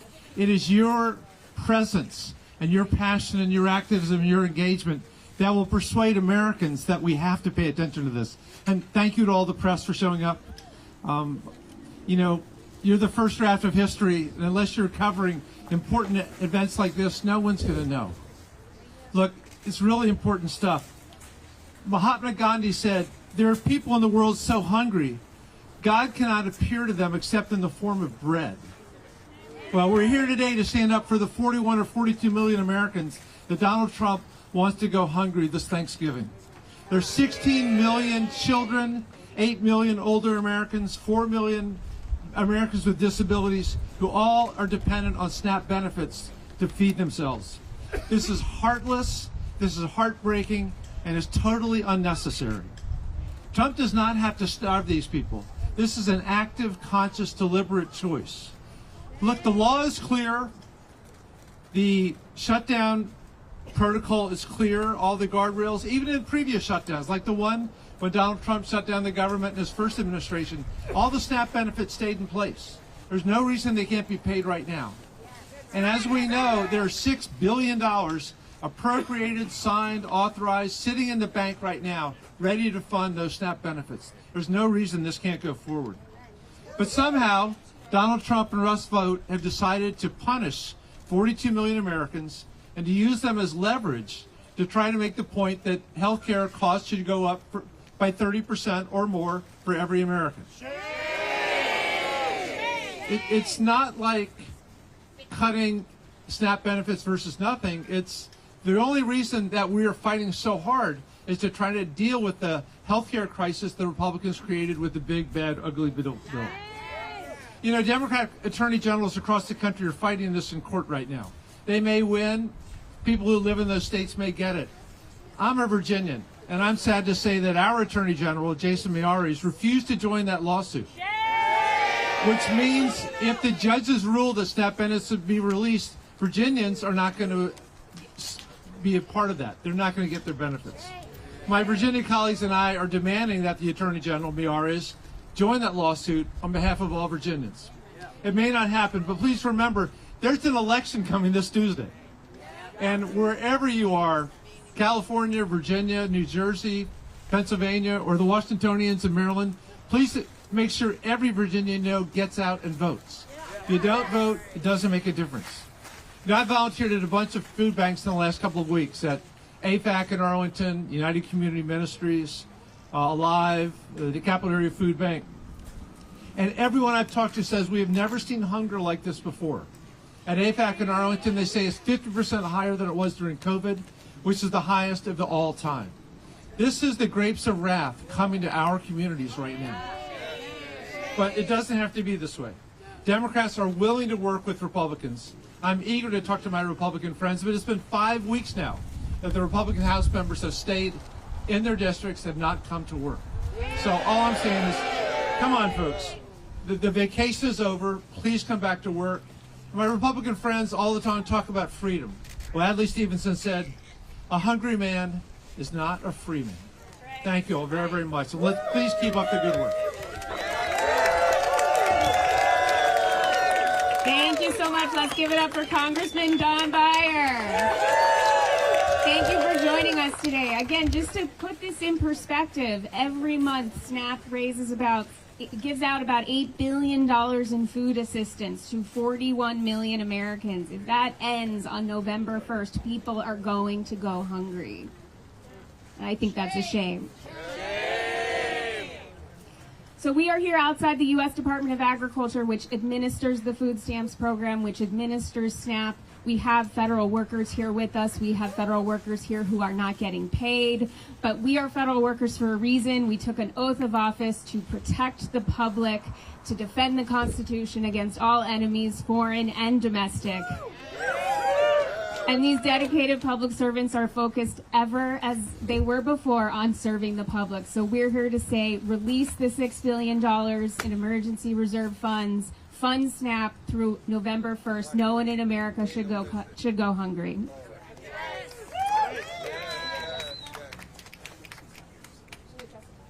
Okay, so next up we're going to invite Jessica Shaheen up to the podium. She is the former Associate Administrator for the SNAP program at the U.S. Department of Agriculture's Food and Nutrition Service, where she served as the program's career senior executive from 2004 to 2022. Thank you so much for your many, many decades of public service. Jessica has dedicated her career to serving SNAP and nutrition assistance programs across administrations and parties. Let's give a warm welcome to Jessica.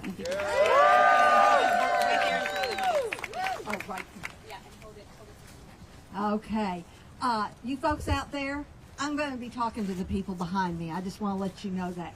They're the ones I want to thank.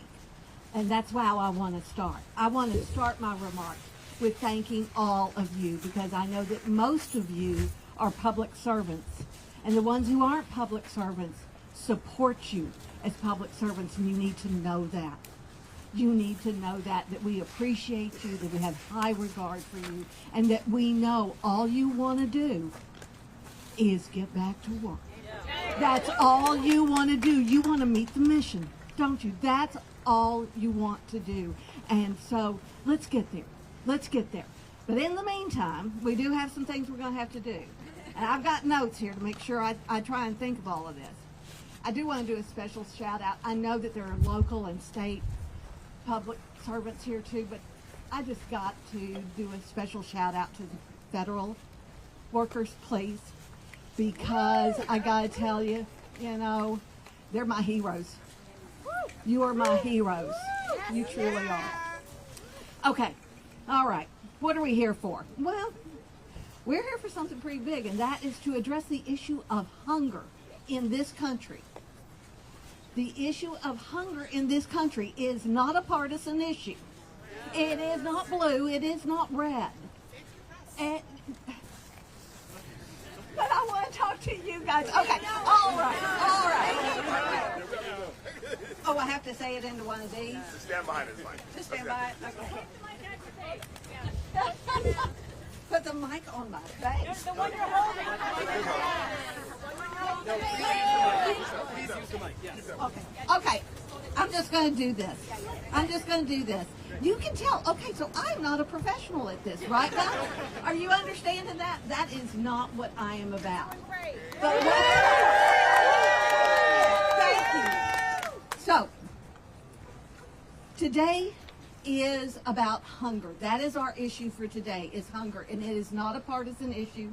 It is not red, it is not blue, it is not R, it is not D. It doesn't have an aisle. The whole room is full.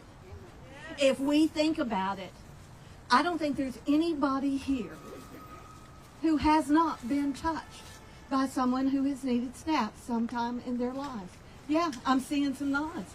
I'm seeing, it could be a neighbor. It could be somebody in your congregation. It could be a family member. It could be you. Working people. And that's what I want to talk about then.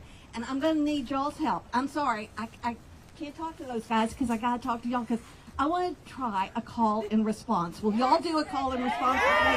Okay, all right, let's do this then. Okay. When I say SNAP, I want you to say makes America stronger. Okay? So let's try it. SNAP makes America stronger. Oh yes it does. Oh yes it does. And I gotta tell you, this is a campaign we had back in 2001. That was when it was food stamps makes America stronger. But you know what? It does not matter what you call it. This is a program. SNAP makes America stronger. Helps over 41 million people every day. I just said what you already heard and what you already knew, but still, it's important. We got to know it. They're putting food on their table every day because of SNAP. So, SNAP makes America stronger. That's right. It certainly does, and it does it because most of the participants are children, or elderly, or disabled. But guess what? There are a whole lot of working people on SNAP, and they may be working 2 or 3 jobs, but those 2 or 3 jobs just aren't enough, and so they struggle. All right, so they want me to let you know that most of the people who are served by SNAP, yes, they're elderly, they're children, they're disabled, but there's a lot of them. There's many of them that are working, and they're working more than one job. 80%. There's a lady who knows her facts in the audience. Come on, let's go. All right. Oh, you're gonna, okay. Oh, but y'all are gonna respond for me, right? Okay. All right then. All right. Like this? You like it like that? All right. You like it like that? All right. All right. SNAP makes America stronger. And it does that by working through the broader community. It is the heart and soul of our food assistance programs. But it doesn't do it by itself. It does it with the food banks. It does it with the churches. It does it with other parts of the community, many community-based organizations work together with SNAP, but SNAP, that's where the core is. Somebody's got to do the heavy lifting, and that is SNAP. I love you guys. Okay, let's do SNAP. Makes America stronger. And you know why? Because it's not only for the participants. Guess what? The whole community benefits from SNAP. The grocery stores benefit from SNAP. The people that work in the grocery stores benefit from SNAP. The drivers that bring the product to the grocery stores benefit from SNAP. The producers, the farmers, all get something from SNAP. Isn't that a wonderful program that can do that, that can reach an entire community, that can make a difference for an entire community? And you know what? For every new dollar in SNAP that comes into a community, you can get up to $1.80 in economic activity. That is a successful program, folks. That's what we're talking about. It is for all Americans. Okay, I think we got it. We know that SNAP is important to America. But here's the thing. Unless something happens on Saturday, 40 million people won't be getting into those grocery stores. They won't be buying food to put on their families' tables. Yeah, it is a shame.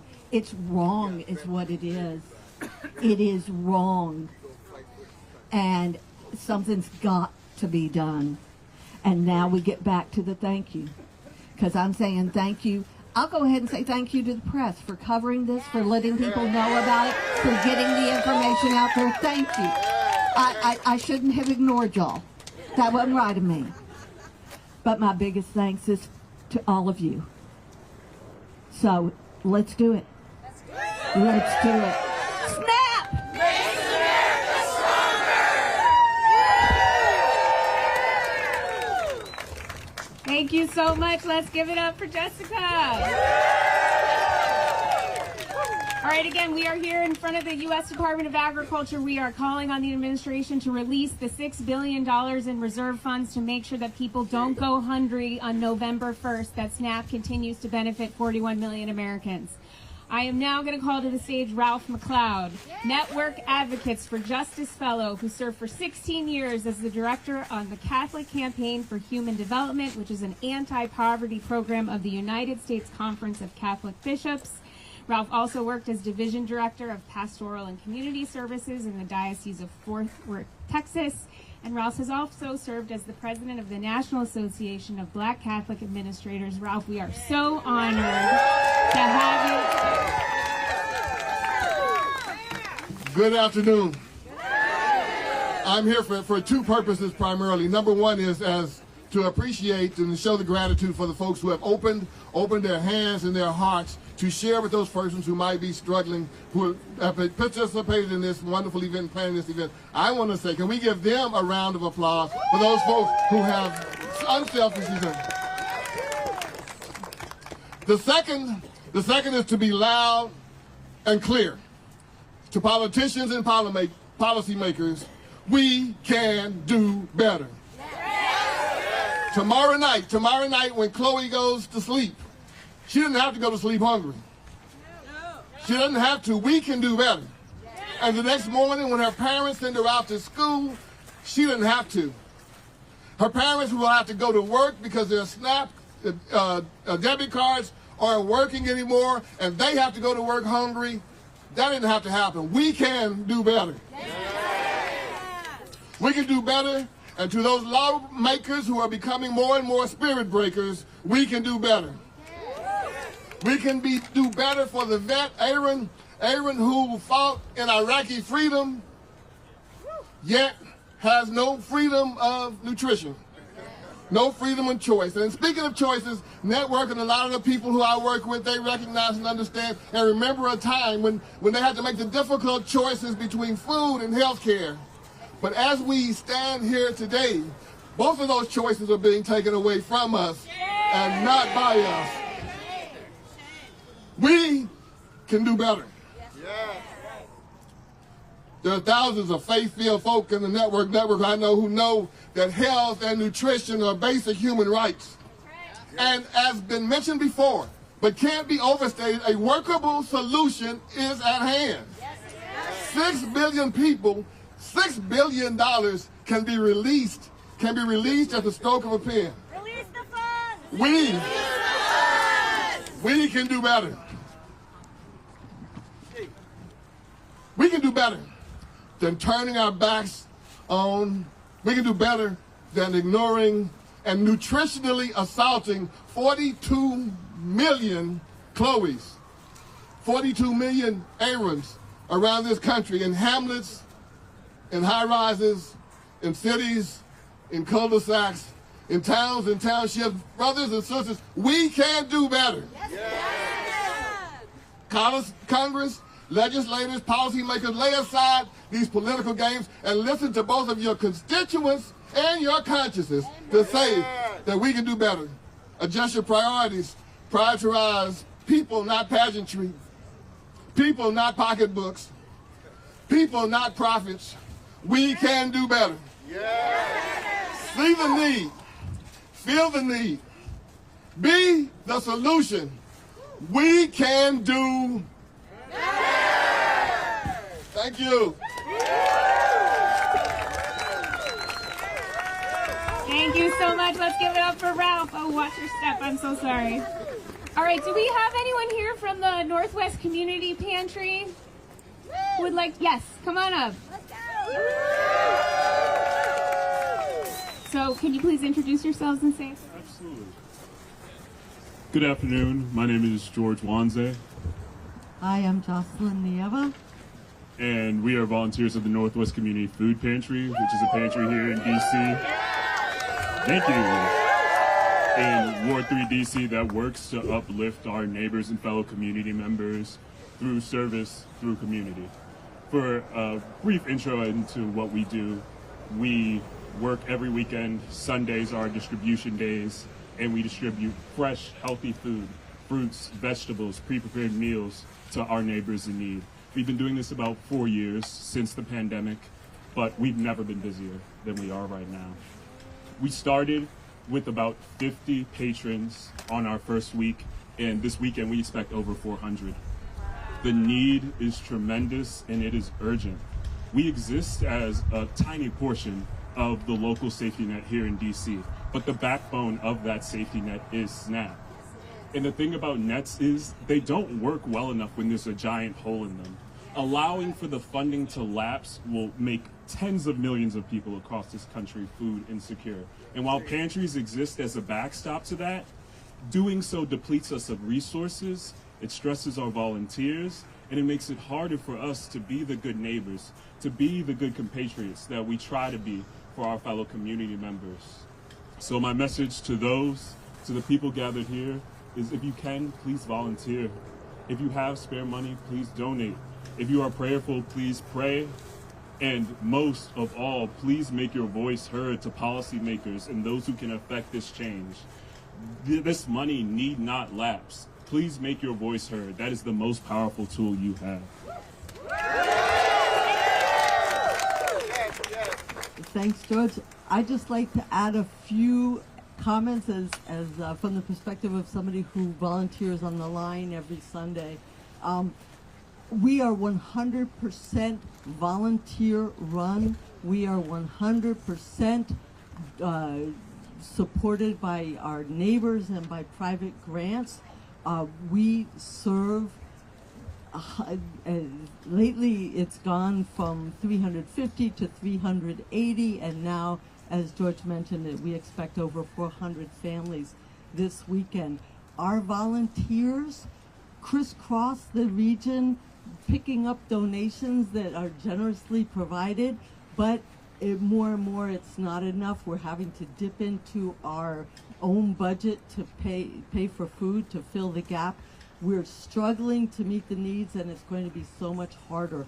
Those needs without SNAP already, our guests are really struggling to make ends meet, and they're starting to panic a bit about how they're going to do it. We are starting to panic a bit about how we're going to meet that gap. So as George said, if you can help out, we could always use more volunteers on the line. And I thank you all for your support.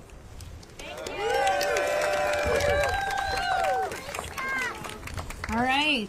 Thank you to the Northwest Community Pantry. Let's give it up. All right, well, thank you all for coming. Again, our message today is to release the $6 billion in funds to make sure that food stamps or SNAP does not end on November 1st. We have an administration that's giving $40 billion in bailouts to the country of Argentina, but what about hungry people in America? Are we really going to shoot ourselves in the foot, shoot ourselves in the face, shoot ourselves in the stomach for people who can't eat because we aren't willing to use $6 billion? So we are urging everyone to pressure your policymakers, pressure this administration. The American public deserves to eat. The American public deserves to have public servants that are devoted to them and doing our jobs. We deserve to have affordable health care. No one should go hungry in America. Again, we are here outside of the U.S. Department of Agriculture calling on the administration to release the funds and make sure that SNAP is funded past November 1st. Let's take care of each other. I think you can see here we've gathered a lot of food, we've raised a lot of money, but we need the government to do its job too. Let's stop demolishing the White House, building ballrooms and bailing out Argentina, and let's take care of the American people. Let's do our jobs. We're calling on the administration to do their jobs and to fund SNAP. Thank you all for being here today. We have some...